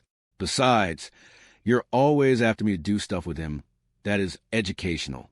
Reba looked down to see Jake playing with a brightly colored, plastic anatomical model he had somehow acquired from the clinic. Jake, put that down immediately, Reba scolded, snatching plastic away. The uterus is not a toy. Brock, this is exactly why I give you lists. Yes, well, the office of the gynecologist was not on the not-to-do list, Brock argued, flashing a charming but infuriating smile. You do not see strip club on the list either, Reba countered, her voice dropping to a dangerous whisper. But I can certainly write it down if there are any questions. Oh, boy. Here we go again, Brock sighed heavily, rolling his eyes toward the ceiling. Because you never change. Can you please talk about this later? Barbara Jean pleaded, waving her hands in a soothing motion. Let everybody take a deep breath and visualize the beach. Reba locked eyes with the younger woman. Do you want to know what I am visualizing right now? All right. We are leaving. Brock intervened quickly, recognizing the signs of an impending volcanic eruption. He grabbed his son's hand. Let's go, Jake. Where are we going? Jake asked, confused by the sudden departure. Well, son, I do not know, but we certainly will not be getting our new shoes wet, Brock muttered as he ushered his new family out the door. Later that evening, the tension in the house had thickened into a heavy, suffocating fog. Van rushed to the front door, dropping his heavy athletic bag onto the floor with a loud thud. He was still wearing his practice jersey, out of breath and sweating. Hey, Coach, how's it going? Van called out to the empty hallway before spotting his wife on the sofa. Hey, babe, I am sorry I am late. I hope you are not mad. Cheyenne stood up, instantly putting on her brave, accommodating face. Of course I am not mad. You are my husband, and I love you. I could not decide what to wear, Ben explained, looking genuinely stressed by his wardrobe choices. I have never been examined by a gynecologist before. Montgomery, wish me luck. Thank you. After Van bounded up the stairs to shower, Reba paced the kitchen floor, a telephone pressed tightly to her ear. Hello. Where's Ross? She asked sharply into the receiver. She paused, listening to Brock's voice on the other end of the line. Well, he seemed a little tense, so I dropped him off at the driving range after dinner. Reba stopped pacing, her eyes narrowing. Dinner? I had a banana split, a candy bar, and a nice mocha. A young voice yelled joyfully in the background over the phone line. Can I stay up all night? Reba gripped the telephone tighter. Please thank Brock for bringing him home late, and all jacked up on processed sugar. She listened as Brock attempted to apologize, his excuses sounding hollow through the receiver. I know what is really bothering you, Reba said, cut him off with icy precision. And I just want to assure you that Jake was out of the room with Brock while I was being looked at by the doctor. I will call later. She slammed the telephone down onto its base. Oh, you got to be kidding me. She wiped her hands on her apron and marched upstairs to check on the young newlyweds. Determined to restore some order to her fractured household, she opened the bedroom door to find the room exactly as offensive as it had been that afternoon, with the neon comforter glowing under the bedside lamp and the cheerleaders smiling aggressively from the closet door. Cheyenne, I thought you were going to tell him to get that machine out of your room, Reba said, keeping her voice low. I was, Cheyenne replied softly, sitting on the edge of the bed and picking at the orange fabric. But then I realized it does not really bother me. Van needs his space. And I did not want to make a big deal about it, Mother. Well, I do, Reba said firmly, stepping further into the room. Mother? Mother, stop. Van was sitting on the floor, doing sit-ups and cheering quietly at the television set. Go, Van. Come on. Yes. Come on. Go, Van. Go. Hey, Mrs. Hart, Van said, noticing her and pausing his workout with a bright smile. You cannot keep this thing in here, Reba told him, pointing directly at the massive poster. It is okay, Van smiled, looking up at her with complete innocence. Cheyenne said it was cool. Tell him, Cheyenne. Cheyenne froze, looking like a deer caught in the headlights.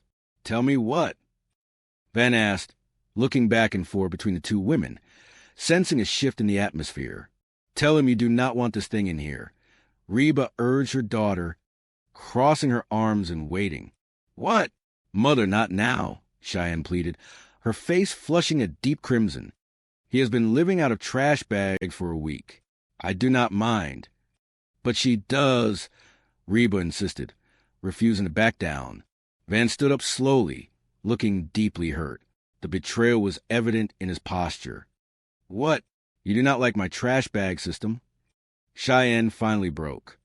The pressure of pretending, the exhaustion of pregnancy, and the sheer visual assault of the room collided into a sudden burst of honesty. Look, it is not really a system, Van.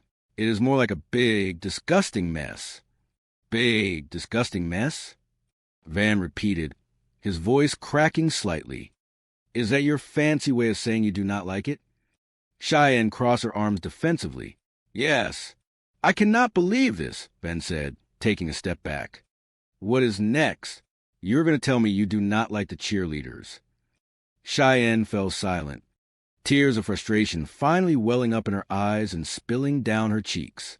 Oh, man, this is a nightmare, Van groaned, running his hands roughly through his damp hair. It is like I did not even know you. How could you possibly think that I would want to wake up every day and see that in my room? I am sorry, Cheyenne cried, her voice thick with emotion. I thought it was our room. Van shook his head, his pride wounded beyond immediate repair. Come on, girls, he said to the poster, ripping the glossy paper roughly off the wall. We are out of here. He grabbed his jacket and stormed out of the bedroom, his heavy footsteps echoing down the hallway, leaving a heavy, suffocating silence in his wake. Cheyenne whirled around to face her mother, her sorrow instantly transforming into blazing fury. Thanks a lot, Mother. Now, Cheyenne, it was going to happen sooner or later, Reba defended herself calmly. You cannot live like this, bottling everything up until you explode. Oh, and screaming at each other is so much better?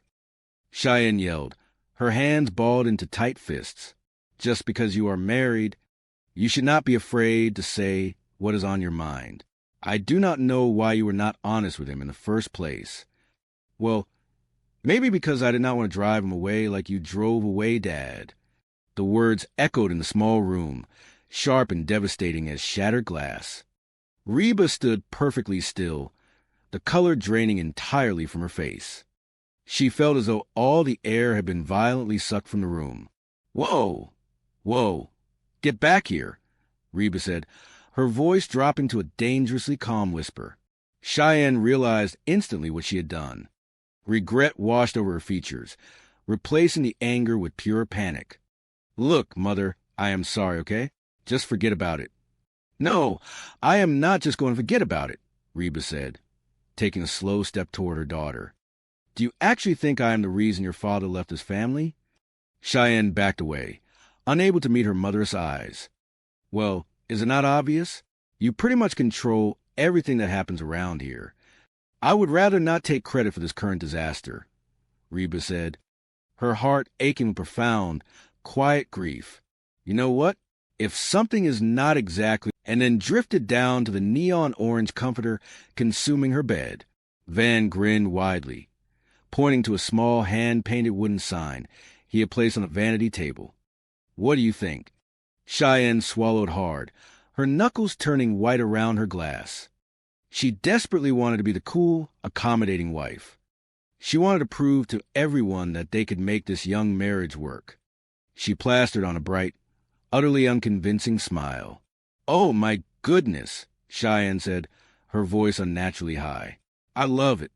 Reba coughed softly into her hand. Liar. No, I really do, Cheyenne insisted, shooting her mother a pleading look. Van beamed, looking back and forth between his wife and the poster. What is your favorite part? The headlights on the monster truck, or the ones on the cheerleaders? Cheyenne forced a laugh that sounded more like a stifled hiccup. It is hard to say. I guess it is the way the little wooden sign says that Mr. and Mrs. Van Montgomery live and love here. Van pumped his fist in the air, completely missing the heavy tension suffocating the room.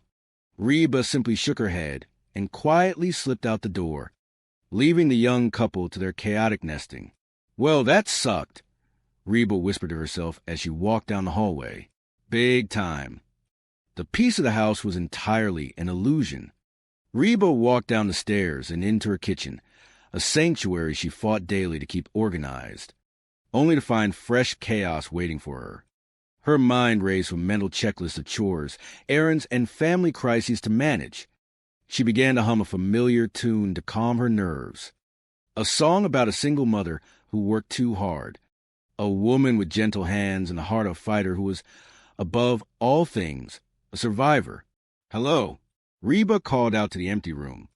Did it ever occur to anyone that I might need some help? I am not a mind reader.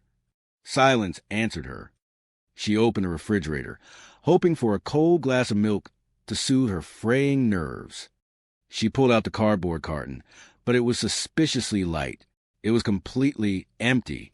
Why do I bother making a schedule if nobody is going to stick to it? She grumbled to the empty kitchen, tossing the carton into the recycling bin. Who put an empty carton of milk back in the refrigerator? I do not know. She wiped her hands on a dish towel and turned around, freezing in her tracks as she looked out into the living room. Sitting right in the middle of her meticulously decorated sitting area, completely ruining the aesthetic of her floral rug, was a massive, ugly piece of exercise equipment. It looked like a medieval torture device crossed with a stationary bicycle, constructed of heavy black metal and thick gray padding. Brock, her ex-husband, walked casually through the front door at that exact moment, followed closely by their youngest son, Jake. Brock was a handsome, perpetually relaxed local dentist and high school golf coach who seemed to glide through life without a care in the world. Wait a minute, Reba said, her voice rising as she marched into the living room. What are you doing here? Your father was supposed to pick you up 30 minutes ago. I do not know, Jake replied, shrugging his small shoulders innocently. Reba pointed a trembling finger at the mechanical monstrosity dominating her floor space. What is that? What is this contraption? This, Brock announced proudly, stepping forward to pat the padded leather seat, is the Exorcist. This little puffy machine is great for your abdominals and your rear end. Sorry, I did not mean to talk about your rear end. Why is this in my living room? Reba demanded, folding her arms across her chest. Well, there is no room in the garage, Brock explained reasonably, as if this made perfect sense. And I figured this way everybody can use it. Plus, it has good airflow in here, so the sweat smell will not knock you out. And luckily, it is downwind from the fancy eating table. Reba closed her eyes, seeking strength from a higher power. Do not worry, Brock added quickly, sensing the impending explosion.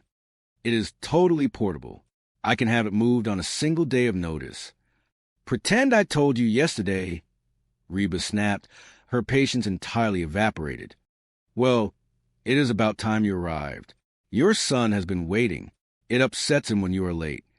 Jake suddenly cheered, pushing a button on the machine. Yes, level 3. He is a man, Brock said proudly, watching his son. He hides his emotions. Ooh, the Exorcist. Cool, is it not? You know, Reba, maybe I will keep a pair of shorts over here, and we can work out together sometime. It is not staying, Reba said firmly, in spite of what it could theoretically do for my rear end. Let's go, buddy. Okay, I have made a list for you two. She reached into her pocket and pulled out a neatly handwritten sheet of paper, handing it to her ex-husband. Brock groaned, holding the paper as if it were radioactive. Oh, you made a list of things I should do with my son?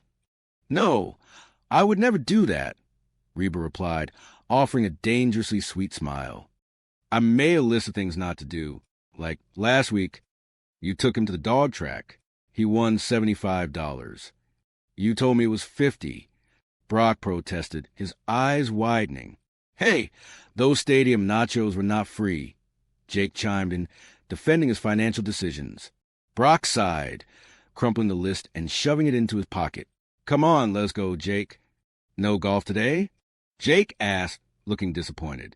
Reba, this list is ridiculous, Brock complained, shaking his head. The kid loves to carry the golf clubs. Come on, let us go, let's go, let's go. Van leaned against the doorframe, having wandered downstairs after hearing the commotion. He chuckled, pointing at Brock. Hey, you sound exactly like Coach Howe. Now tell me I am worthless, and I hit like a girl. Reba shot Van a withering look. If only you had read that parenting book a couple months ago. As Brock and Jake left the house, Cheyenne walked slowly down the stairs. She looked pale and utterly exhausted, the physical toll of her pregnancy compounding with the emotional toll of her newly redecorated bedroom. Should Van not be here by now? Reba asked gently, her maternal instincts taking over as she guided her daughter to the sofa. He will be here, Cheyenne sighed, sinking into the cushions. He is a football player.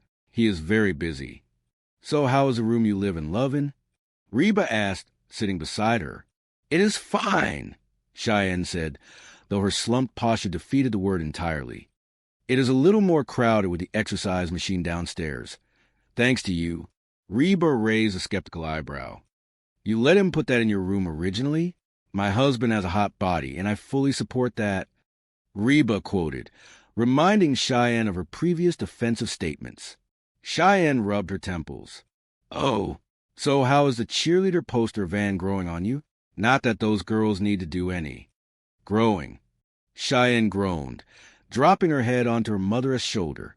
Mother, this is no fun. No, I am curious, Reba pressed, her voice softening into a comforting murmur. Which one is your favorite? Brandy with the letter I or brandy with the letter Y? Right, Cheyenne sniffled, a tear escaping down her cheek. They are all stupid, and two of them are not even that cute. Oh, thank the Lord my little girl is back, Reba smiled, wrapping a warm arm around her daughter. Mother, marriage is hard, Cheyenne confessed, staring blankly at the coffee table. I actually have to think about his feelings. It is so unfair. Tell me about it, Reba agreed, her mind drifting to the decade she had spent doing exactly that. You know it is scary, Cheyenne continued, her voice trembling. When you are dating and it ends, it is like, who cares? You know, you are going to college and moving on. But when your marriage breaks up, you are just a loser. No, I am sorry. I did not mean you. I meant for young people. Reba absorbed the accidental insult with a slow, forgiving nod. Are you through? Yes, I think so. Look, you are going to have to tell Van how you are feeling. You cannot live your life swallowing your own comfort to protect his ego. You are right. I will tell him as soon as he gets here. Well, at least he is coming to the appointment, Reba noted, trying to find silver lining. When I was pregnant, your father would not get within 50 feet of the office of gynecologist. Suddenly, the front door swung open again. Brock walked in, followed by his new wife, Barbara Jean, and little Jake, who was bouncing with boundless energy. Barbara Jean was a tall, excessively cheerful dental hygienist who seemed to operate on a completely different frequency than the rest of the world. Oh, hey, Rudy, Brock said to a passing neighbor outside. She let out a contented sigh. It is nice out here. So how was the movie?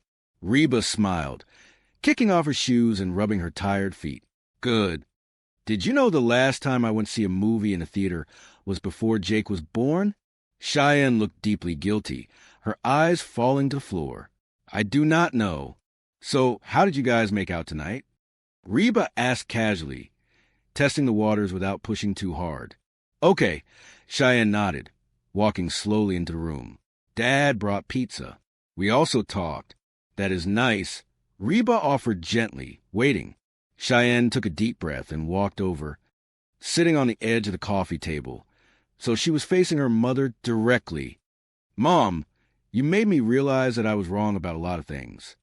I am so sorry about the horrible thing that I said to you earlier today. You have every right to kill me if you want to. Reba felt a heavy weight in her chest finally dissolve, replaced by a profound, radiant warmth. She reached out and took her daughter's hands, squeezing them tightly. Wow, there really is something to this doing nothing strategy. Cheyenne tilted her head, a watery smile breaking through her tears. What does that mean? Well, I had a little talk with someone today myself, Reba admitted, a twinkle returning to her eye. Of course, my talk cost me $80. What did you learn? That you and Van are legally married now, Reba said softly, brushing a stray tear from Cheyenne's cheek. And that I have to step back and let you make your own mistakes. That is exactly how you're going to learn how to be a wife, and very soon, a mother. So, no more interfering? Cheyenne asked, a hopeful, bright smile breaking through. Sometimes, Reba promised, leaning forward to kiss her forehead. The absolute best thing I can do for the two of you is nothing at all. Cheyenne leaned forward and hugged her tightly, burying her face in Reba's shoulder. I love you, Mom. As they pulled apart, Cheyenne's practical side, inherited directly from her mother, took over. But you are still going to do our laundry, right? Reba just laughed, shaking her head affectionately. Upstairs, the bedroom door was propped open. Van and Cheyenne stood in front of the open closet, surveying their new compromise. On the inside of the heavy wooden door, the cheerleader poster was securely taped, out of sight from the rest of the room. So, Cheyenne explained gently, resting her hand on Vanna's arm. When you want to look at it to get pumped up for the game, just open the door. And the rest of the time, keep it shut. Van stared at the poster, then smiled warmly at his wife, pulling her into a tight embrace. That is going to work great. We really have an awesome marriage. I know. Cheyenne smiled back, wrapping her arms around his waist. You know you can tell me anything, right? Okay. Okay, Van said, his expression suddenly turning very serious. He looked around the room as if checking for hidden spies. Well, I kind of was not going to say anything to you about it, but I kind of wish you would not put that potpourri stuff in my underwear drawer. Cheyenne frowned in pure confusion. I did not do that. Vanna's eyes widened in sheer horror. Then who did? I went through a whole football practice today with a sharp acorn in my jockstrap. I have been under a lot of stress today. Down the hall, the faint sound of a 7-year-old boy giggling echoed softly through quiet house. The Montgomery household was far from perfect, but for tonight, at least, they were surviving. The afternoon sun filtered through the sheer curtains of the suburban bedroom, casting a warm and golden hue over a scene of absolute domestic chaos. It was a space that had once belonged solely to Cheyenne, a pristine sanctuary of pastel colors, carefully arranged pillows, and the delicate quiet of a young woman standing on the threshold of adulthood. Now, it was a battleground of transition. Van Montgomery, a high school football star whose boundless enthusiasm often vastly outpaced his foresight, stood in the center of the room. He wiped a bead of sweat from his forehead, looking at the chaotic mountain of black plastic garbage bags that currently contain his entire worldly existence. How does this look? Van asked, holding up a framed piece of artwork that defied all logic of interior design. He pressed it against the delicate floral wallpaper, like a truck on a wall, right? Cheyenne, his newlywed wife, sat on the edge of the bed. Her hands rested gently over her slightly rounded stomach. She forced a bright smile, though her tired eyes betrayed a hint of overwhelming panic. Perfect, Cheyenne replied, her voice slightly strained but determinedly cheerful. Man, it feels good to have all of your belongings back. I still cannot believe your parents chucked it all on the front lawn. Van chuckled, shaking his head as if the memory of his abrupt eviction was nothing more than a hilarious misunderstanding. Yes, but it was cool of the gardeners to help. Though, that guy with the leaf blower really rounded up my socks fast. He looked around the rapidly shrinking floor space, rubbing his chin thoughtfully. So, where are you going to put the rest of this stuff? Well, I am going to put my clothes in the closet, or maybe the dresser, or right here on the floor. He dropped a massive handful of wrinkled shirts onto the carpet with a satisfying thud. Cheyenne stared at the growing pile of laundry, taking a slow, Deep breath to steady her rising anxiety. I hope one of those trash bags has a maid hidden inside it, she muttered softly, rubbing her temples. Just then, the bedroom door creaked open, and Cheyenne's mother, Reba, stepped into the room. Reba was a woman who held her family together with meticulously written schedules, boundless patience, and an iron will masked perfectly by her southern charm. She carried a woven basket of freshly folded laundry. She took one look at the disaster zone and raised an elegant eyebrow, Mrs. Hart, then greeted her enthusiastically, throwing his arms wide as if welcoming her to a grand estate. I am giving the room a touch of Van. Reba crossed her arms, her sharp gaze sweeping over the scattered athletic gear and the piles of mismatched clothing. It is not exactly a gentle touch, is it? She noted, her tone dry and laced with an undeniable undercurrent of affection. Do you want to give me a hand here? Van asked, completely oblivious to her gentle sarcasm. He reached deep into a large cardboard box and pulled out a massive, violently colorful piece of bedding. Reba blinked, momentarily blinded by the fabric. What in the world is that? My lucky comforter, Van declared, wrapping it proudly around his broad shoulders like a superhero cape. Wildcat colors, the orange and black technology. Reba wrinkled her nose in distaste. It looks more like Halloween vomit. Van laughed aloud, completely unfazed by the critique. Obviously, Cheyenne has not seen this yet. Is it not great? She is going to freak. He tossed the heavy comforter onto the carefully made bed, the neon orange clashing disastrously with the soft pink pillows. Then he turned to a large, rolled-up tube of glossy paper he had just leaned against the nightstand. My girls. Reba leaned in closer, her eyes widening as Van unrolled a massive poster featuring a group of highly enthusiastic, scantily clad cheerleaders frozen in mid-jump. You're to hang that in here? Reba asked, her voice tight with disbelief. Yes. To help me get worked up, Van said earnestly. Seeing Reba's horrified expression, a bright blush crept up his neck, and he quickly backpedaled. Not like that, for the football game. But looking at it now, something is definitely missing. Reba sighed heavily. Certainly not implants.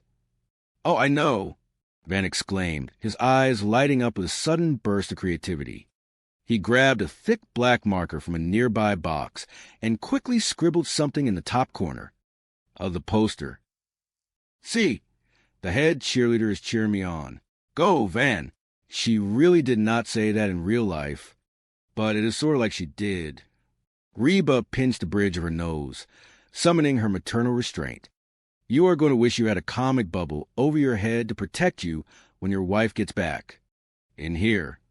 It is all right, Mrs. Hart, Van assured her, setting the poster down gently against the wall. Cheyenne knew I was bringing my gear. She wants me to feel at home. Reba placed a gentle but firm hand on his shoulder. Van, listen to me for a moment. This is not good. I know my daughter.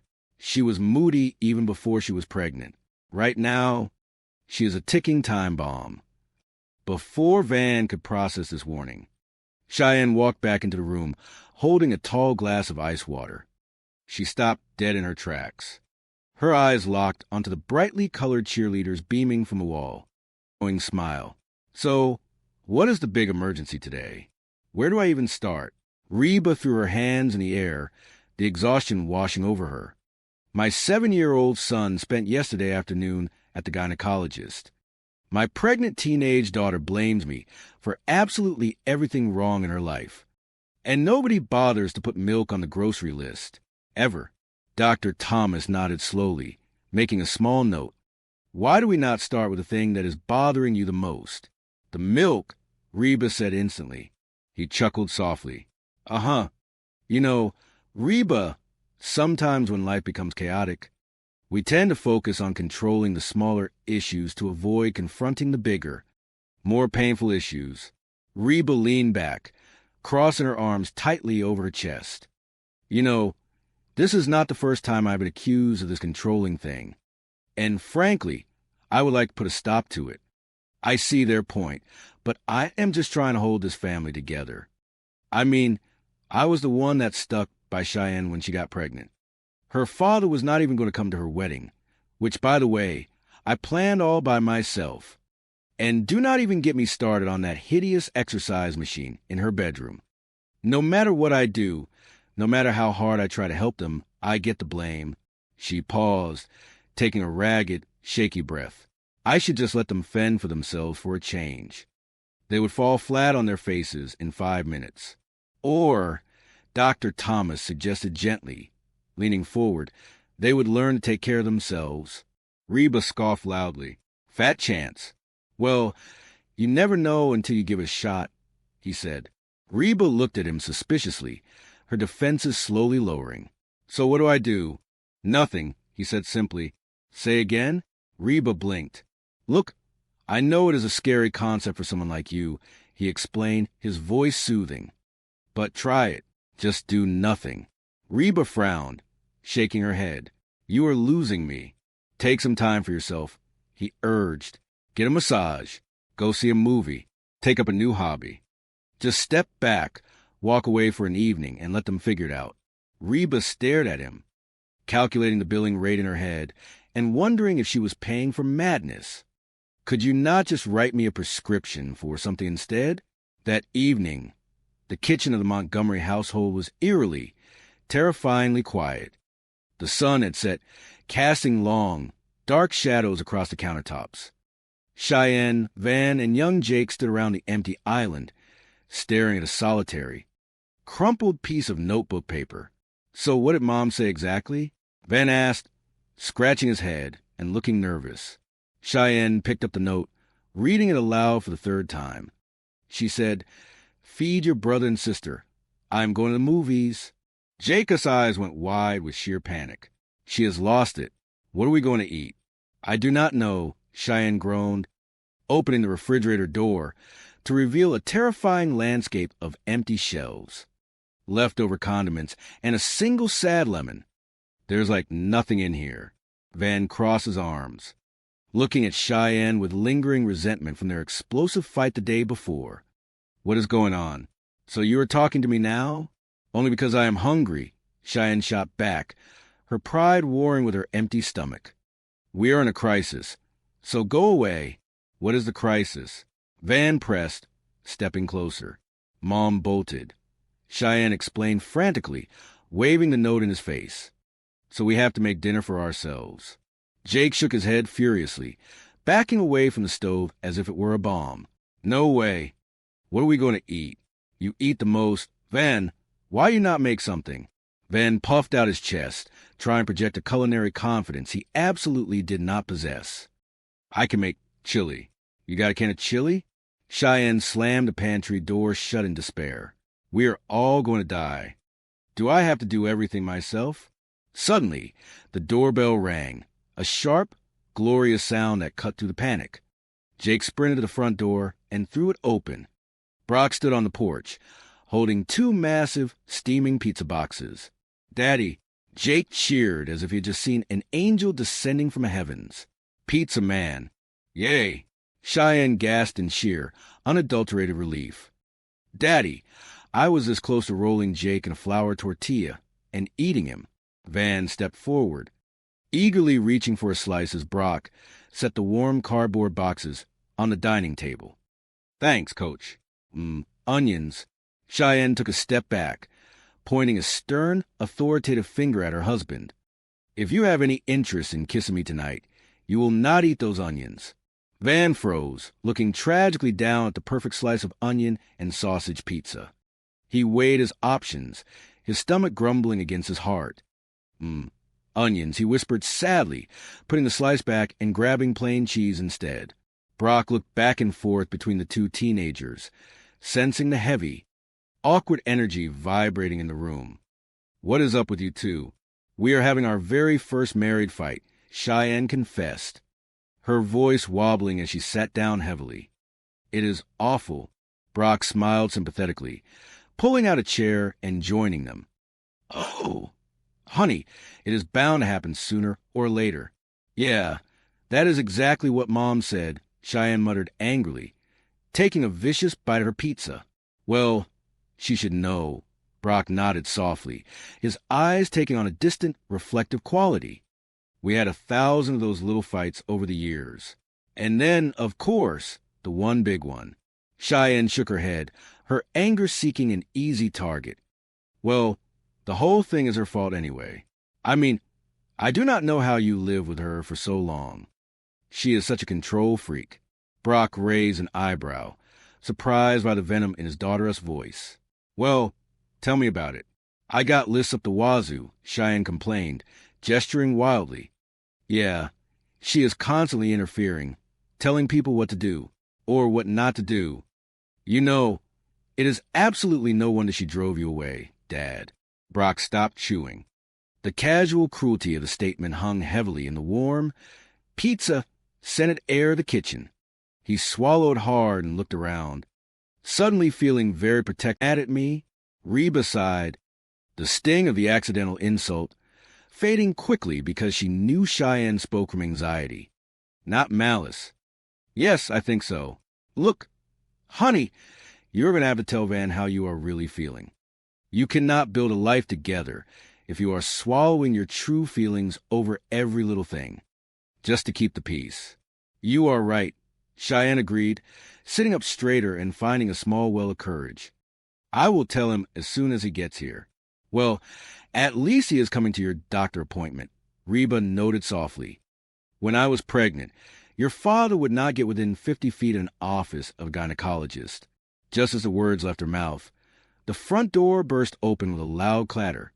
In walked Brock, holding Jake by the hand, followed closely by a stylishly dressed woman who was definitely not Reba's favorite person. It was Barbara Jean, Brock's new wife and former dental hygienist. Oh! Hey, Rudy, Brock greeted a passing neighbor before stepping fully into foyer. Mother, Jake yelled, running past his father and straight into the kitchen. Guess what I just saw? I got a picture of it. Jake proudly held up a small, glossy piece of paper. Reba snatched the paper from his hand, her eyes widening in absolute horror as she realized it was a black and white ultrasound image. Oh, the baby! Reba gasped, looking from the image to Barbara Jean, and then fixing a lethal glare on Brock. Why is he here? Why are you here? Barbara Jean smiled brightly, completely oblivious to the radioactive tension filling the room. Oh, Dr. Schmidt and I are doing this wonderful trade thing. He is taking care of me and the baby, and I am giving his wife a root canal. I am coming out way ahead on the deal. Hey, Reba, Brock added, trying to sound casual and friendly. Dr. Schmidt is absolutely terrific. Reba stepped forward, her voice dropping to a dangerous, quiet hiss. What is wrong with you? This is supposed to be father and son bonding time, not father, son, mistress, and gynecologist time. Oh, come on, Brock defended himself, taking a nervous step back. The kid had a blast. Besides, you are always after me to do stuff with him that is educational. Reba looked down just in time to see Jake pull it down and hoisted a large, slightly crumpled poster from the nearest bag, pressing it firmly against the delicate floral wallpaper. He tilted his head, admiring his handiwork with the reverence of a museum curator unveiling a priceless masterpiece.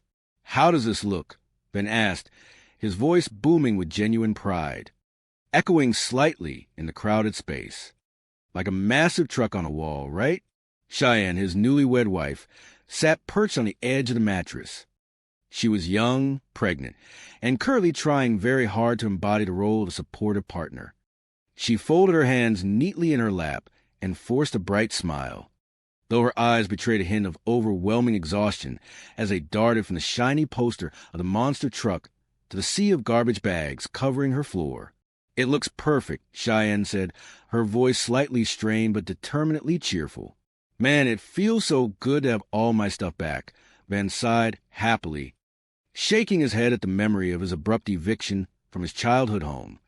I still cannot believe my parents chucked everything I own right out onto the front lawn. Cheyenne nodded sympathetically, her heart aching for the rejection her husband had faced, even as she silently mourned the loss of her organized bedroom. Yes, But it was really cool of the neighborhood gardeners to help us out. That nice guy with the leaf blower really rounded up your athletic socks fast.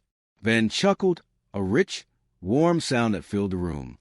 The memory was already fading into a funny anecdote rather than a traumatic event. He tossed a stray sock onto the growing pile on the carpet. Cheyenne took a deep breath, trying to keep her voice light and casual as she surveyed the shrinking floor space. So, where exactly are you going to put the rest of all this stuff? She asked gently, carefully avoiding the word crap. Van paused, scratching his chin thoughtfully as he looked around the meticulously decorated room that had been Cheyenne a sanctuary for her entire life. Well, I'm going to put my clothes in the closet over there. Or maybe the dresser. Or, right here on the floor is a very solid option.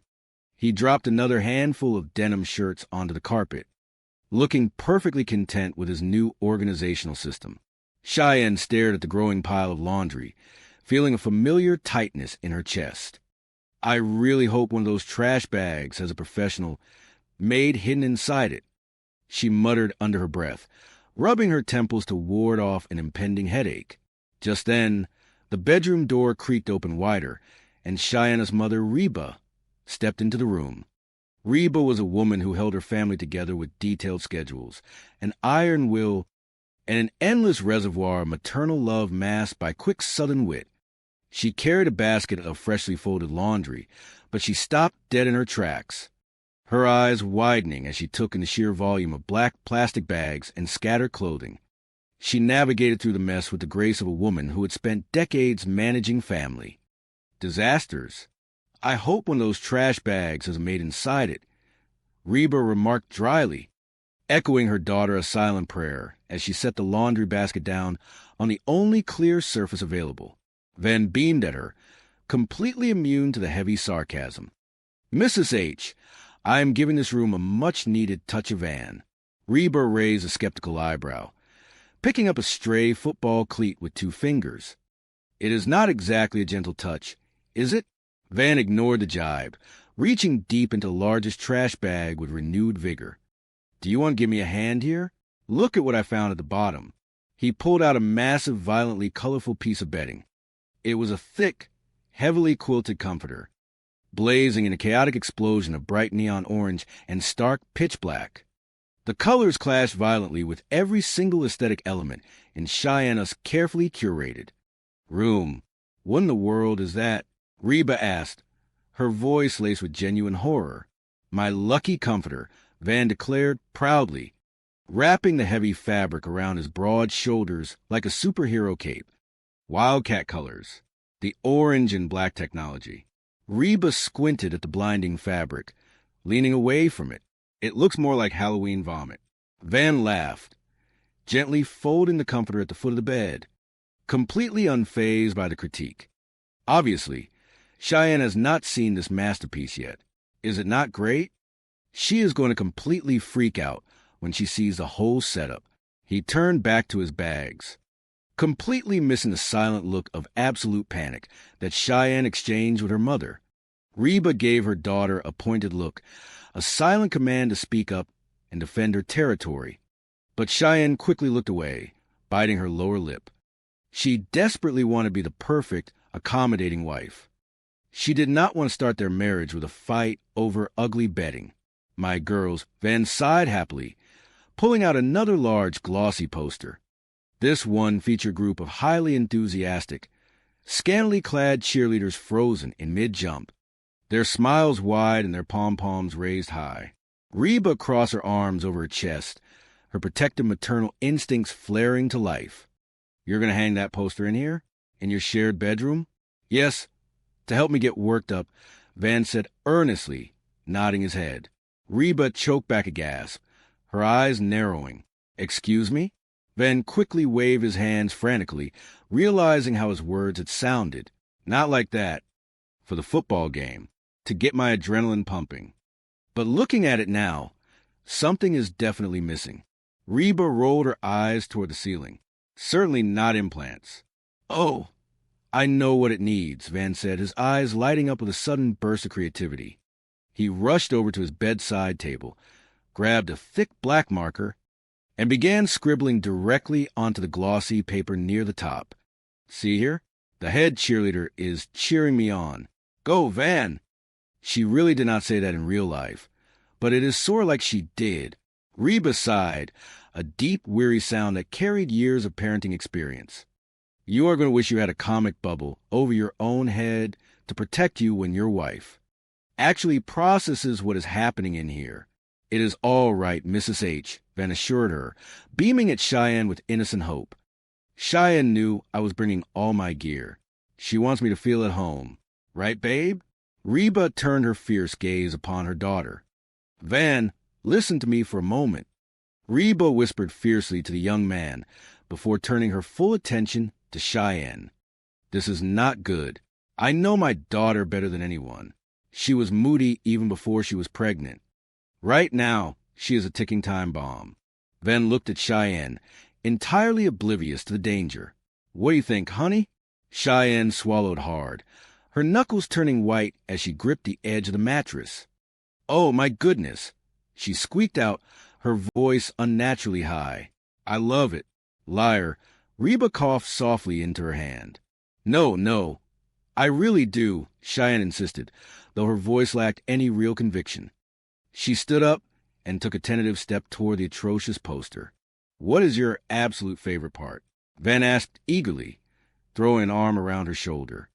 The headlights on the monster truck poster or the ones on the cheerleaders? Cheyenne forced a nervous, breathless laugh. It is hard to say. I guess my favorite part is the way that little wooden sign over there says that Mr. and Mrs. Van Montgomery live and love here.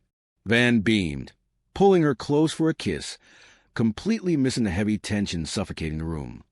Reba simply shook her head and quietly slipped out the door, leaving the young couple to their chaotic nesting.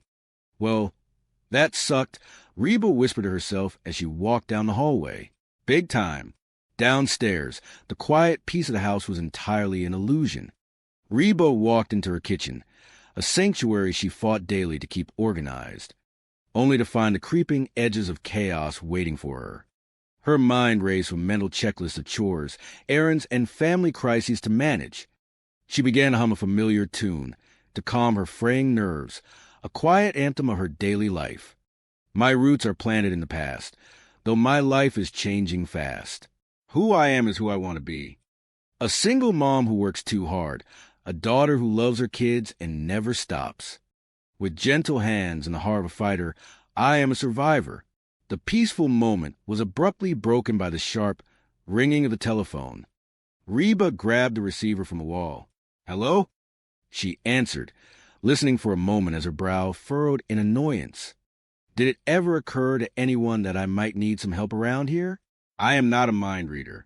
She hung up the phone with a frustrated sigh and turned around, only to nearly trip over her ex-husband, Brock. He was standing in the doorway, looking entirely too relaxed in his golf shirt and khaki slacks, holding the hand of their 7-year-old son, Jake. Wait a minute, Reba said, putting her hands on her hips and staring him down. How you lived with her for so long. She is such a control freak. Brock raised an eyebrow, surprised by the venom in his daughter's voice. Well, tell me about it. Van chimed in around a mouthful of crust. I got lists up the wazoo. Yeah, she is constantly interfering, telling people what to do, Cheyenne complained, feeding off Vanna's agreement, or what not to do. You know, it is absolutely no wonder she drove you away, Dad. Brock stopped chewing. The casual cruelty of the statement hung heavily in the kitchen. The room went dead silent. Jake continued eating, oblivious to the sudden shift in energy. Brock slowly lowered his slice of pizza back into the box. His expression turned incredibly serious, stripping away his usual easygoing charm. Say, listen, Brock addressed the boys quietly. Could you guys take your pizza and eat it in the living room? Jake frowned, his mouth full of crust. Mother does not let us eat in the living room. Well, she is not here, Brock reasoned firmly. No, wait a second. If that is the strict rule, then use napkins, and give yourselves a time out after you have finished eating. Once the boys had scurried into the other room, Brock turned his full attention to his daughter. He took a deep breath, preparing to do something he rarely did. Take full responsibility. "Cheyenne, honey, you've got it all wrong," Brock said, his voice thick with emotion. "Your mama did not drive me away." Cheyenne sighed impatiently, looking confused. "Dad, it is me. You do not have to defend her to me. I know how she is." "Sweetheart, listen to me," Brock said firmly, his voice dropping into a serious register she rarely heard. "I am not the easiest guy in the world to get along with. You know that. The fact that your mama always wanted to stay with me, and stayed as long as she did, shows just how amazing she really is." Cheyenne stared at him, genuinely shocked. She had never heard him speak about her mother with such raw honesty and respect. "Why? I cannot believe you just said that." "Look, I know she can be tough sometimes," Brock continued, leaning against the counter. "But I have always admired the way she speaks her mind. She is strong." "Then what happened with you guys?" Cheyenne asked softly, the anger draining from her posture, replaced by a deep, aching curiosity. Brock looked down at his hands, the weight of his past mistakes heavy on his shoulders. "Well, we had some little problems. And little problems become really big problems when you do not communicate with each other. And that is not exactly my strong point." Cheyenne swallowed hard, the realization hitting her like a physical blow. She remembered Reba's words from earlier that afternoon. "Okay, that is exactly what Mother said." Brock smiled weakly, a self-deprecating chuckle escaping his lips. "Oh, yeah, like she is absolutely perfect." The front door clicked open. The house was quiet, smelling faintly of baked cheese and tomato sauce.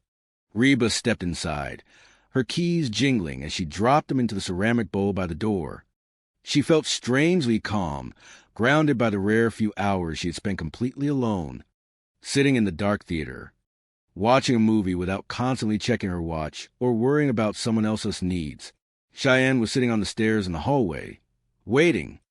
She stood up quickly as Reba took off her jacket. "So, when did you get home?" Cheyenne asked tentatively. "A little while ago," Reba said, walking into the living room and sitting in her favorite armchair. "It is nice out here." "So, how was the movie?" Cheyenne asked, shifting her weight from foot to foot. Reba smiled, kicking off her shoes. "Good. Did you know the last time I went to see a movie in a theater was before Jake was born?" Cheyenne looked deeply guilty. "I do not know." "So, how did you guys make out tonight?" Reba asked casually, testing the waters. "Okay," Cheyenne nodded truthfully. "Dad brought pizza. We also talked." "That is nice," Reba murmured, waiting patiently. Cheyenne took a deep breath and walked over, sitting on the edge of the coffee table, facing her mother. Her eyes were bright with unshed tears. "Mother, you made me realize that I was wrong about a lot of things. I am so sorry about the horrible thing that I said to you earlier today. You have every right to kill me if you want to." Reba felt the heavy weight in her chest finally dissolve. She reached out and took her daughter's hands, pulling her into a warm embrace. "Wow, there really is something to this doing nothing strategy."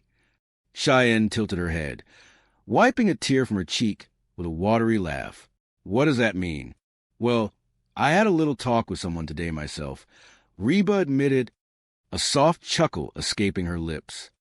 "Of course, my talk cost me $80. "What did you learn?" Cheyenne asked, looking up curiously. "That you and Van are legally married now," Reba said softly, brushing a stray hair from Cheyenne's face. "And I have to step back and let you make your own mistakes. That is exactly how you are going to learn how to be a wife. And soon a mother, so no more interfering." "So no more interfering?" Cheyenne asked, a hopeful smile breaking through. "Sometimes," Reba promised, her voice filled with quiet strength.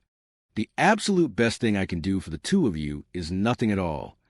Cheyenne leaned forward and hugged her tightly, burying her face in Reba's shoulder. "I love you, Mother." As they pulled apart, Cheyenne's practical side took over, a mischievous glint returning to her eyes. but you are still going to do our laundry, right? Reba just laughed aloud, shaking her head affectionately. The sound was bright and clear in the quiet night. Upstairs, a delicate piece had been brokered in the master bedroom. The room was clean, the trash bags finally emptied and put away. The bedroom door was open.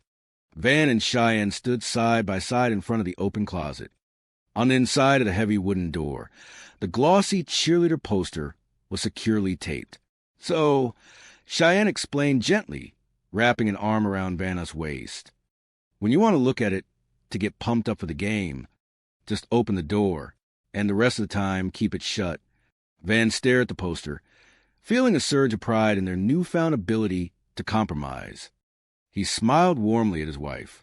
That is going to work great. We really have an awesome marriage. I know, Cheyenne smiled back, leaning back against his solid chest. You know you can tell me anything, right? Okay, Van said, his expression suddenly turning very serious. He looked around the room as if checking for spies. Well, I kind of was not going to say anything to you about it, but I kind of wish you would not put that potpourri stuff in my underwear drawer. Cheyenne frowned in genuine confusion, turning around in his arms. I did not do that. Vanna's eyes widened in sheer horror as realization dawned on him. Then who did? I went through a whole football practice today with sharp acorn in my jockstrap. I have been under a lot of stress today. I have been under a lot of stress. Down the hall, the faint sound of a 7-year-old boy giggling echoed softly through the house. Jake was happily walking past their open door, whistling innocently, his hands buried deep in his pockets, completely unaware of the chaos he had caused. The Montgomery household was far from perfect. The road ahead was going to be messy, filled with terrible comforters, misplaced exercise machines, and inevitable bumps of early adulthood. But for tonight, at least, they were surviving. And as they laughed together in the warm glow of the bedroom lamp, Cheyenne and Van both knew that as long as they kept communicating, they were going to be just fine. The golden hour of the afternoon sun cast a warm, honey glow through the sheer curtains of a suburban bedroom, illuminating the dust motes dancing lazily in the quiet air. This space had once been a pristine sanctuary of teenage girlhood, a carefully curated haven of soft pastel colors, delicate floral patterns, and perfectly arranged decorative pillows. Now, it resembled a chaotic staging ground for a major life transition. Van Montgomery, a high school football star whose boundless enthusiasm frequently outpaced his foresight, stood squarely in the center of the room. He wiped a single bead of sweat from his brow, his hands resting proudly on his hips as he surveyed his newly reclaimed kingdom. A wide, boyish grin spread across his face, radiating the kind of untroubled optimism that only a young man deeply in love and completely unaware of interior design could possess in the face of absolute disarray. Surrounding him was a veritable mountain range of lumpy, black plastic trash bags. They bulged with an assortment of athletic gear, mismatched clothing, and the indeterminate treasures of adolescent boyhood. Van reached, "Come on, girls, we are out of here." He stormed past them, walking out the front door, the heavy wood clicking shut behind him. "Van!" Cheyenne called out weakly, but he was already gone. She whipped around to face her mother, tears brimming in her blazing eyes. "Thanks a lot, Mother." "Now, Cheyenne," Reba said, keeping her voice level and trying to remain calm. "It was going to happen sooner or later. You cannot live like this, bottling everything up." "Oh, and screaming at each other is so much better?" Cheyenne yelled, the tears spilling over her cheeks. "Just because you are married, you should not be afraid to say what is on your mind." Reba argued passionately, standing her ground. "I do not know why you were not honest with him in the first place." Cheyenne glared at her mother, her words laced with venom. "Well, maybe because I did not want to drive him away like you drove away Dad." The words hung in the air, heavy and sharp. The silence that followed was deafening. Reba felt as though the breath had been knocked out of her lungs. She took a step back, her eyes widening in shock. Cheyenne turned away, immediately regretting her outburst. The anger melted into instant Crushing guilt, she started to walk down the hallway. Whoa! Whoa, get back here! Reba commanded softly but with absolute authority. Cheyenne stopped, refusing to turn around. Look, Mother, I am sorry, okay? Just forget about it. No, I am not just going to forget about it, Reba said, walking over to stand behind her daughter. Do you actually think I am the reason your father left his family? Cheyenne finally turned, crossing her arms defensively, unable to back down now that the floodgates were open. Well, is it not obvious? You pretty much control everything that happens around here. Reba felt a cold knot form in her stomach. I would rather not take credit for this current disaster. You know what? Cheyenne continued, her voice shaking with raw emotion. If something is not exactly the way that you think it should be, you just have to say something. Why cannot you just leave things alone? I mean, do you really think Dad would care what kind of comforter is on the bed? Reba looked at the bright orange and black monstrosity lying on the floor, then back at her heartbroken daughter. Her own heart ached with profound, quiet grief. No, Reba said softly, her voice barely a whisper. It is quite obvious your father is not picky about what is on his bed. Without another word, Reba turned and walked away, the silence in the hallway feeling heavier than it ever had before. The next morning, Dr. Thomas sat in his comfortable leather chair, his notepad resting on his knee. The beige walls of the office were designed to be soothing, smelling faintly of lavender and expensive leather, but Reba felt anything but relaxed. She was pacing back and forth across the thick rug, vibrating with nervous energy. You are late, Dr. Thomas noted mildly, adjusting his glasses. I am sorry, Reba sighed, finally collapsing onto the plush sofa. I got here as soon as I could. Is the rest of the family coming in for therapy today? He asked, clicking his pen and looking toward the empty waiting room. No, Reba stated flatly. I figured it is easier to fix them when they are not here getting in the way. The therapist smiled a small, knowing smile. So, what is the big emergency today? Where do I even start? Reba threw her hands in the air, the frustrations of the past 24 hours spilling out. My 7-year-old son spent yesterday afternoon at the gynecologist. My pregnant teenage daughter blames me for absolutely everything wrong in her life. And nobody bothers to put milk on the grocery list, ever. Dr. Thomas nodded slowly, absorbing the torrent of information. Why do we not start with the thing that is bothering you the most? The milk, Reba said instantly, without a trace of irony. He chuckled softly. Uh-huh. You know, Reba, sometimes when life becomes chaotic, we tend to focus on controlling the smaller issues to avoid confronting the bigger issues. Reba leaned back, crossing her arms tightly over her chest. You know, this is not the first time I've been accused of this controlling thing. And frankly, I would like to put a stop to it. I see their point, but I am just trying to hold this family together. I mean, I was the one that stuck by Cheyenne. Her father was not even going to come to her wedding, which, by the way, I planned all by myself. And do not even get me started on that hideous exercise machine in her bedroom. No matter what I do, no matter how hard I try to help, I get the blame. She paused, taking a ragged breath. I should just let them fend for themselves for a change. They would fall flat on their faces in 5 minutes. Or, Dr. Thomas suggested gently, leaning forward, they would learn to take care of themselves. Reba scoffed loudly. Fat chance. Well, you never know until you give a shot. Reba looked at him suspiciously, desperate for a tangible solution. So what do I do? Nothing, he said simply. Reba blinked, sure she had misheard. Say again.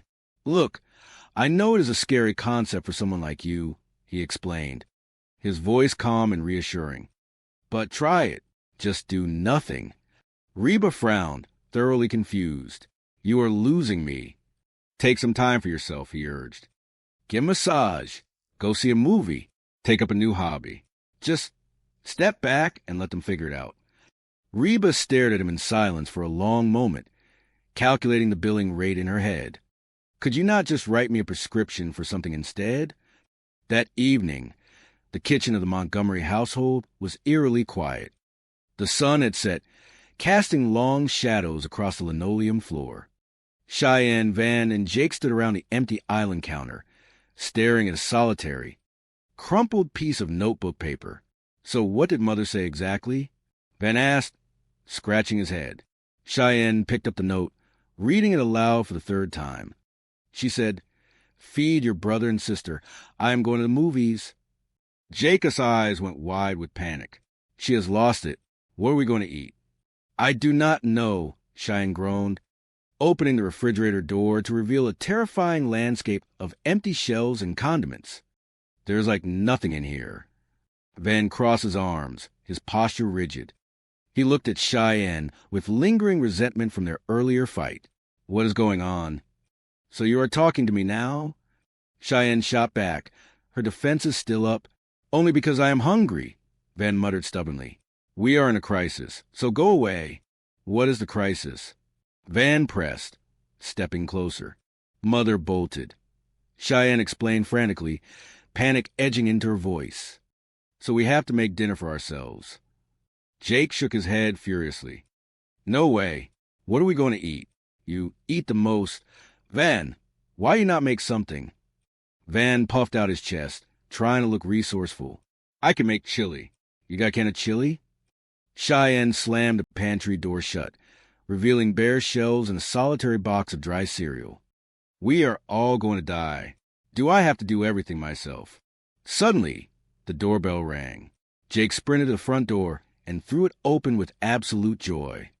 Brock stood on the porch, holding 3 massive, steaming pizza boxes. Daddy! Jake cheered as if he had just seen an angel. Pizza man. Yay! Cheyenne gasped in sheer relief. Daddy! I was as close to rolling Jake in a flour tortilla and eating him. Van stepped forward, eagerly reaching for a slice as Brock set the boxes on the table. Thanks, Coach. He opened the box and inhaled deeply. Onions. Cheyenne took a step back, pointing a stern finger at her husband. If you have any interest in kissing me tonight, you will not eat those onions. Van froze, looking tragically down at the perfect slice of onion and sausage pizza. Onions, he whispered sadly, putting it back and grabbing a plain cheese slice instead. Brock looked back and forth between the two teenagers, sensing the heavy, awkward energy. What is up with you two? Cheyenne slumped into a kitchen chair, the weight of the day crushing her spirit. We are having our very first married fight, she confessed, her voice wobbling. It is awful. Brock smiled sympathetically, pulling out a chair across from her. Oh, honey, it is bound to happen sooner or later. Yeah, that is exactly what Mother said, Cheyenne muttered angrily, staring down at her plate. Brock nodded softly, taking a bite of crust. Well, she should know. We had 1,000 of those little fights over the years. And then, of course, the one big one. Cheyenne shook her head, her anger toward her mother flaring up again. Well, the whole thing is her fault anyway. I mean, I do not know how it is like. Who cares? You know you're going to go off to college and meet new people. But when your marriage breaks up, you are just a loser. She suddenly looked up, panic flashing in her eyes as she realized what she had just said to her recently divorced mother. No, I am so sorry. I did not mean you. Mother, I meant for young people. Are you through being mad at me? Reba sighed, the sting of the accidental insult fading quickly. Yes, I think so. Look, honey, you're going to have to tell Van how you are really feeling. You cannot build a life together if you are swallowing your true feelings over every little thing. You are right, Cheyenne agreed, sitting up straighter with newfound determination. I will tell him as soon as he gets here.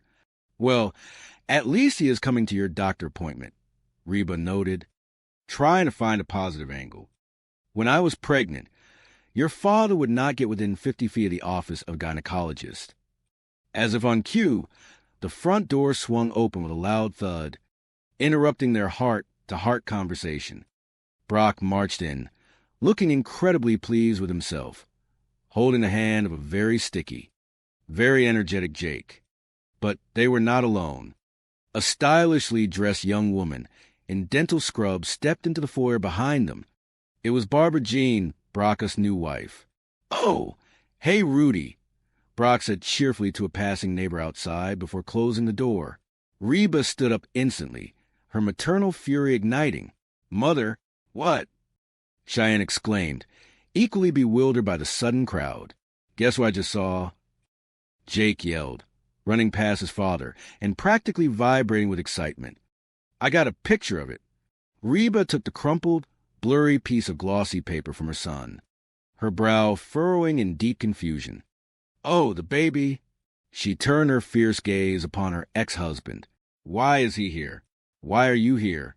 Barbara Jean smiled brightly, completely missing the heavy tension in the room.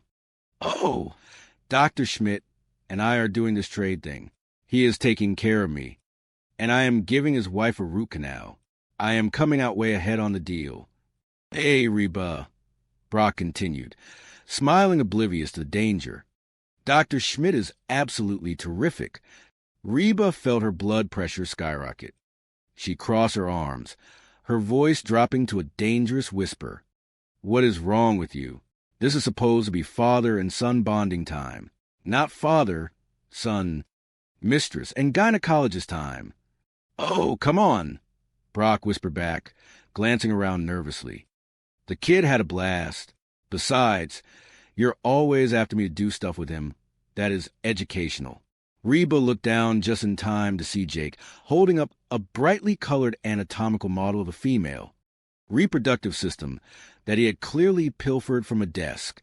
"Jake, put that down right now," Reba commanded swiftly. "The uterus is not a toy." She turned her furious gaze back to Brock. "This is exactly why I give you lists, Brock." "Yes, well," Brock defended himself, gesturing vaguely. The office of the gynecologist was not on the not-to-do list. "You do not see strip club on the list either," Reba retorted sharply, her tone dripping with venom. "But I can certainly write it down if there are any questions." Brock threw his hands in the air. "Oh, boy, here we go again.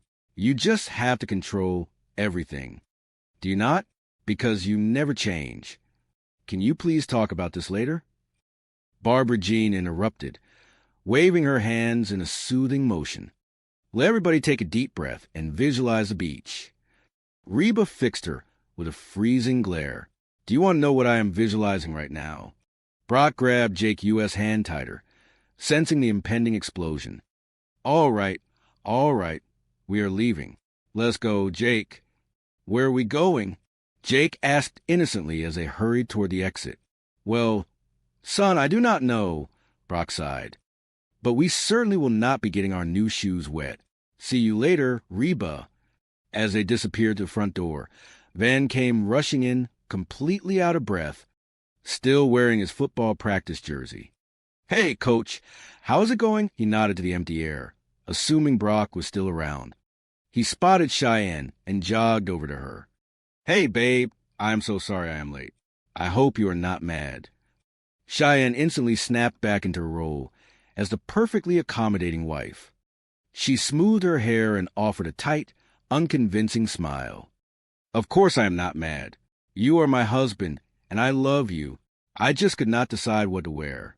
I have never been examined by a doctor before." Van swallowed nervously, puffing out his chest. "Montgomery wished me luck." "Thank you," Cheyenne replied softly, watching him bound upstairs to change. Later that evening, the tension in the Montgomery house had thickened to the consistency of concrete. Reba was pacing the kitchen, furious about the events of the afternoon, while Cheyenne sat silently at the dining table, picking at a loose thread on her sweater. The telephone rang sharply, breaking the silence. Reba snatched it off the receiver. Hello. Where is Ross?" It was Brock on the line. "Well, he seemed a little tense, so I dropped him off at the driving range after dinner." Reba gripped the phone tightly, pointing a warning finger at the wall. "Dinner? What dinner did they have?" Jake said he had a banana split, a candy bar, and a nice mocha coffee. Cheyenne reported dutifully from the table. Reba groaned, rubbing her face. Can I stay up all night? Please thank Brock for bringing him home late and all jacked up on sugar. She listened to Brock making excuses on the other end. I know what is really bothering you, and I just want to assure you that Jake was out of the room with Brock while I was being looked at by the doctor down there. I will call later. She slammed the phone down with a heavy thud. Oh, you gotta be kidding me. She looked at Cheyenne, noticing the defeated slump of her shoulders. Cheyenne, I thought you were going to tell him to get that machine out of your room. Cheyenne shook her head. I really was. But then I realized it does not really bother me that much. Van needs a space. And I did not want to make a big deal about it, Mother. Reba slammed her hand on the counter, her patience finally snapping. Well, I do. You cannot live like this. She marched up the stairs, determined to resolve at least one crisis today. Cheyenne jumped up and chased after her. Mother? Mother, stop, Cheyenne pleaded. Reba pushed open the bedroom door. Inside, Van was happily doing push-ups on the floor, completely oblivious to the silent warfare happening outside his domain. Go, Van. Come on. Yes. Come on. Go, Van. Go. He was muttering to himself, his face red with exertion. Reba stepped directly into his path. Hey, Mrs. Hart. Van greeted her cheerfully, pausing his workout. Van, you cannot keep this exercise thing in here, Reba stated flatly, pointing to the loud poster and the neon comforter. Van looked confused. It is okay. Cheyenne said it was cool. Tell her, Cheyenne. Cheyenne froze in the doorway, looking between her mother and her husband like a trapped animal. Tell you what? Tell him, Reba instructed firmly, stepping back to let Cheyenne take the floor. Tell him you do not want this thing in here. What? Van frowned, his smile fading into genuine bewilderment. Mother, not now, Cheyenne hissed, her face burning with embarrassment. He has been living out of trash bags for a week. I do not mind. But she does, Reba insisted, refusing to back down. Van stood up, wiping sweat from his forehead. He looked at Cheyenne, his feelings visibly hurt. What? You do not like my trash bag system? Cheyenne took a deep breath, the dam finally breaking. The stress of the entire day boiled over. Look, it is not really a system, Van. It is more like a big, disgusting mess. Van stepped back as if physically struck by the words. A big, disgusting mess? Is that your fancy way of saying you do not like it? Yes, Cheyenne snapped, her pent-up frustration releasing. Van threw his hands up in the air. I cannot believe this. What is next? You are going to tell me you do not like the cheerleaders. Either? Cheyenne stood up, her voice trembling with emotion. Oh, man, this is a nightmare. It is like I do not even know you. How could you possibly think that I want to wake up every single day and see that in my room? Van looked utterly devastated. He stared at the poster, then at Cheyenne, his heart breaking in real time. I am sorry. I thought it was our room. Without another word, he grabbed his jacket from the back of a chair earlier and held it up with a tender, loving expression. Reba placed a gentle but firm hand on his shoulder. Van, listen to me. This is not good. I know my daughter. She was moody even before she was pregnant. Right now, she is a ticking time bomb. Before Van could process this warning, Cheyenne walked back into the room, holding a glass of water. She stopped dead in her tracks, her eyes locking onto the brightly colored cheerleaders beaming from the wall and the neon orange blanket covering her bed. Van spun around, a massive grin on his face. What do you think, honey? Cheyenne swallowed hard. The room suddenly felt entirely alien. She desperately wanted to be the cool, accommodating wife. She wanted to prove to everyone, especially her mother, that they could make this young marriage work. She swallowed her true feelings and plastered on a bright, utterly unconvincing smile. Oh, my goodness. I love it. Cheyenne lied smoothly, the words tasting like ash in her mouth. Liar. Reba coughed softly into her hand. No, I really do, Cheyenne insisted, shooting her mother a warning glare. Van beamed, looking back and forth between his wife and the poster. What is your favorite part? The headlights on the truck or the ones on the cheerleaders? Cheyenne hesitated, her knuckles turning white around her glass. She desperately searched for a safe answer. It is hard to say. I guess it is the way the little sign says that Mr. and Mrs. Van Montgomery live and love here. Reba watched the entire exchange, her heart sinking a little. She recognized the dangerous game Cheyenne was playing. Suppressing one's feelings to keep the peace was a strategy Reba knew all too well, and she knew exactly how disastrously it usually ended. Reba turned on her heel and walked out of the room, leaving the young couple to their chaotic nesting. Well, that sucked, Reba whispered to herself as she walked down the hallway. Big time. Downstairs, the quiet of the house was short-lived.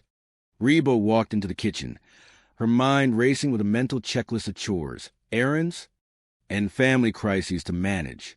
She began to hum a familiar tune to calm her nerves, a song about her own resilience. My roots are planted in the past, though my life is changing fast. Who I am is who I want to be. A single mother who works too hard, a daughter who loves her kids and never stops. With gentle hands and the heart of a fighter, I am a survivor. The peaceful moment was broken by the ringing of the telephone. Reba grabbed the receiver. Hello. She listened for a moment, her brow furrowing. Did it ever occur to you that I might need some help around here? I am not a mind reader. She hung up the phone with a frustrated sigh and turned around to open the refrigerator, hoping for a cold glass of milk to soothe her fraying nerves. She pulled out the carton, but it was completely empty. Why do I bother making a schedule if nobody's going to stick to it? She grumbled to the empty kitchen. Who put an empty carton of milk back in the refrigerator? I do not know.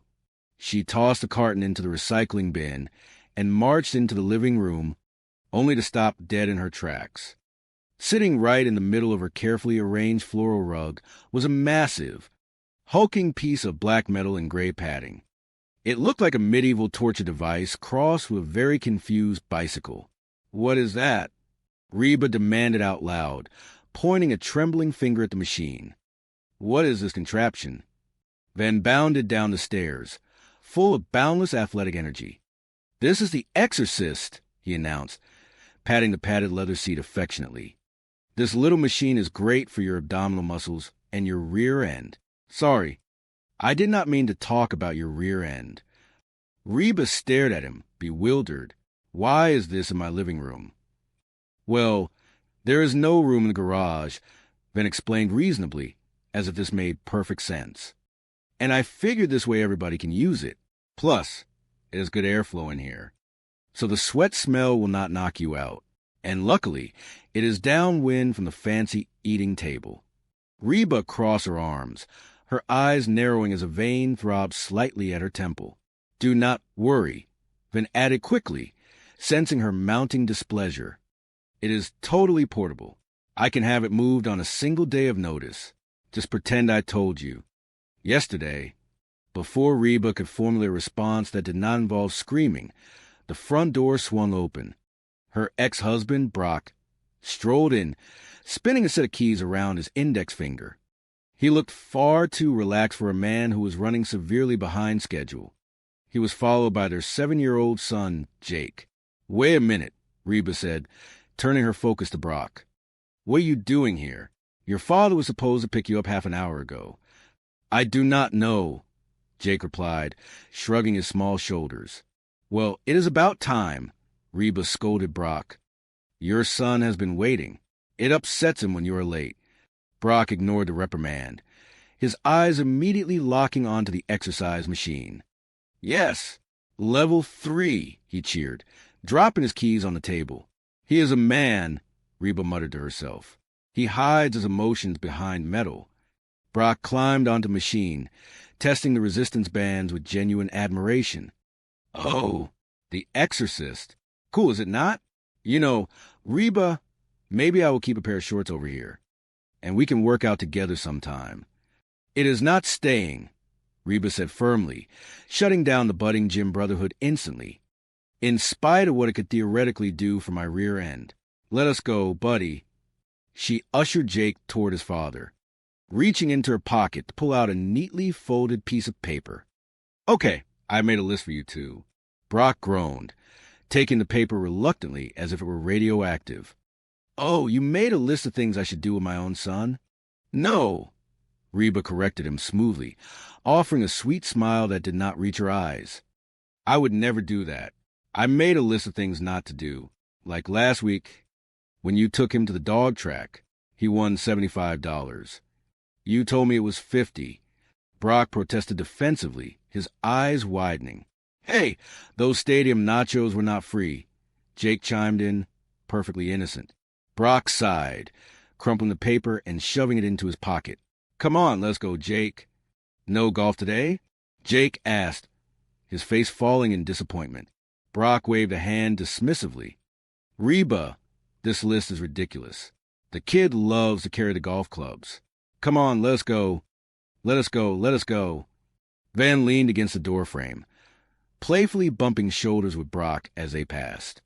Hey, you sound exactly like Coach Howe. Now tell me I am worthless, and I hit like a girl. Reba shuddered, rubbing her temples. Oh, gross. If only you had read that parenting book a couple of months ago, Brock. As the front door closed behind them, the house settled into a brief, fragile quiet. Reba sat at the kitchen table, nursing a hot cup of tea. Cheyenne wandered downstairs, moving slowly and holding her lower back. She looked thoroughly exhausted and emotionally drained. Should Van not be here by now? Reba asked gently, pulling out a chair for her daughter.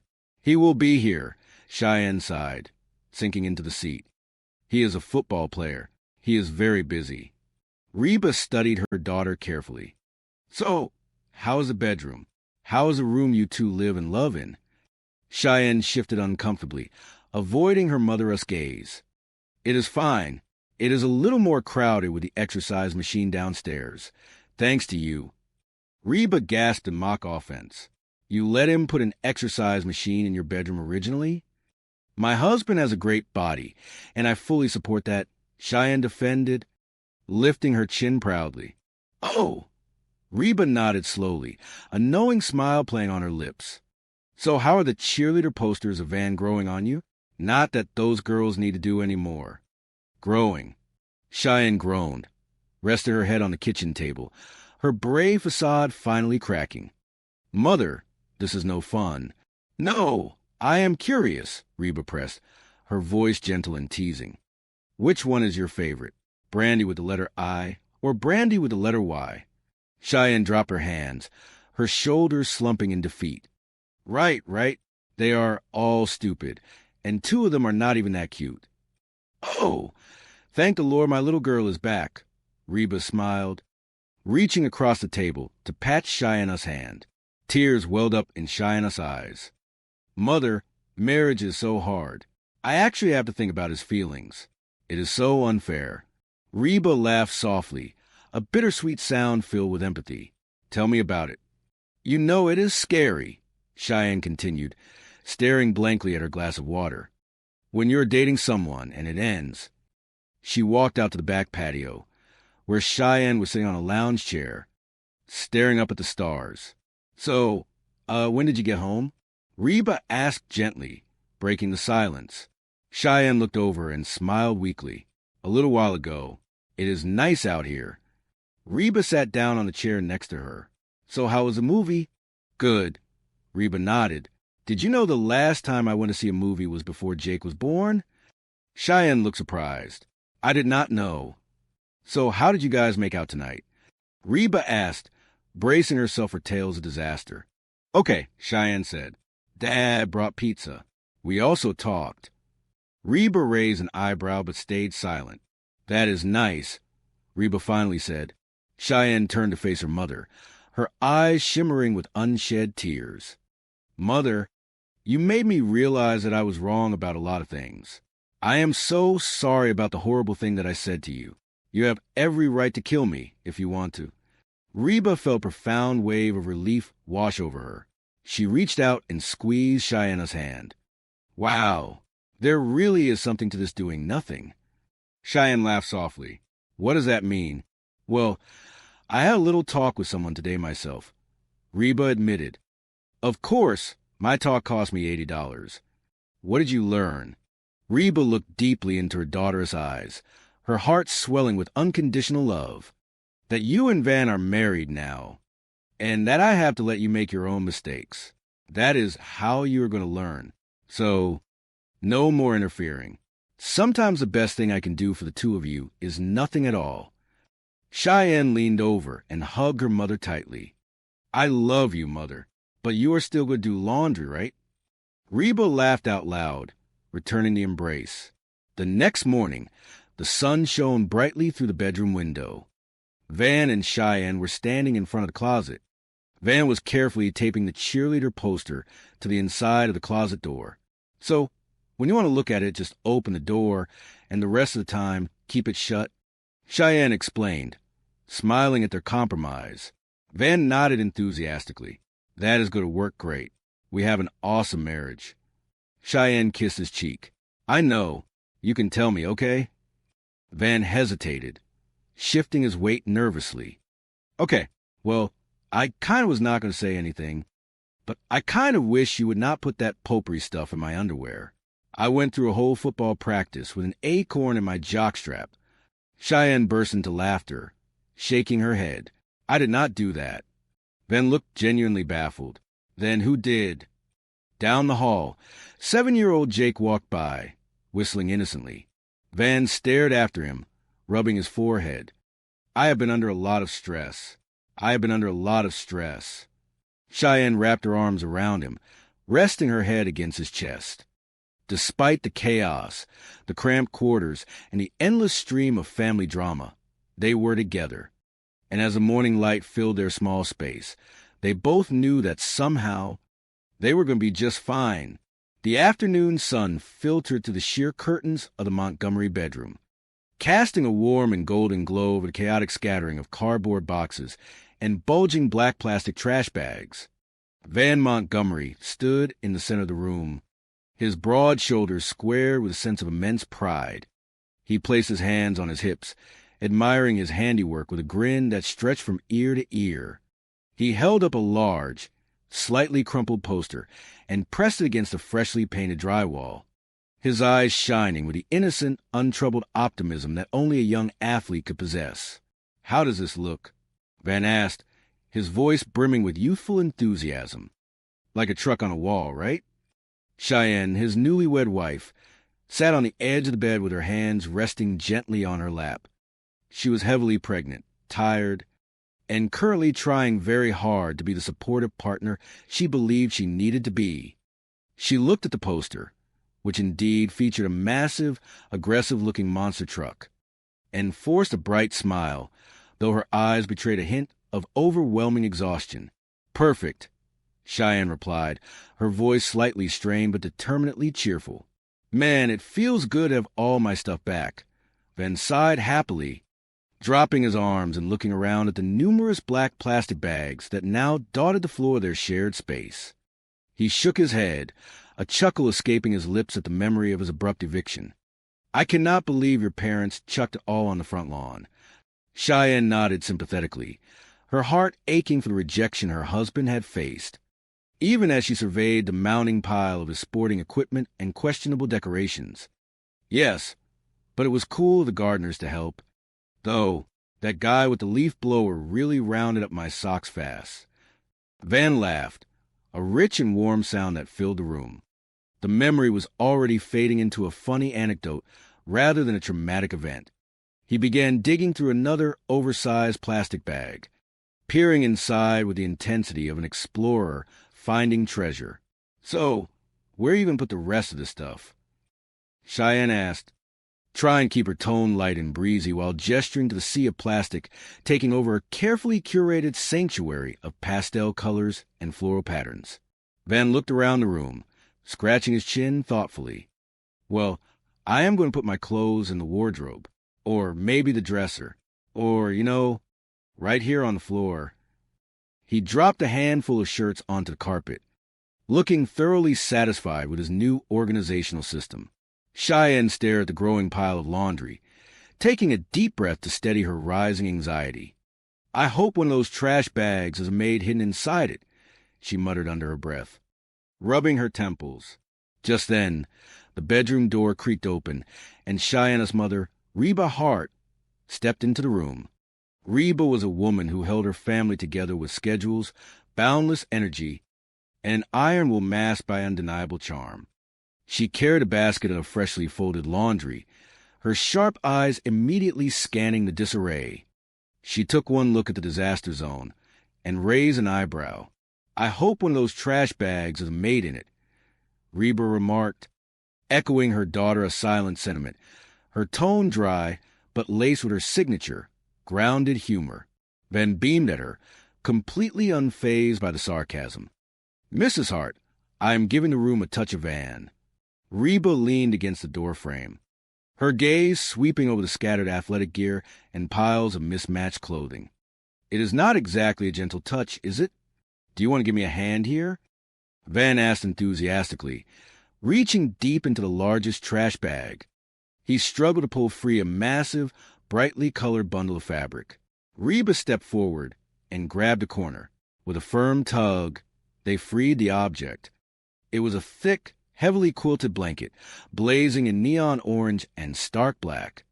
The colors clashed violently with the soft pink pillows and delicate wallpaper of the bedroom.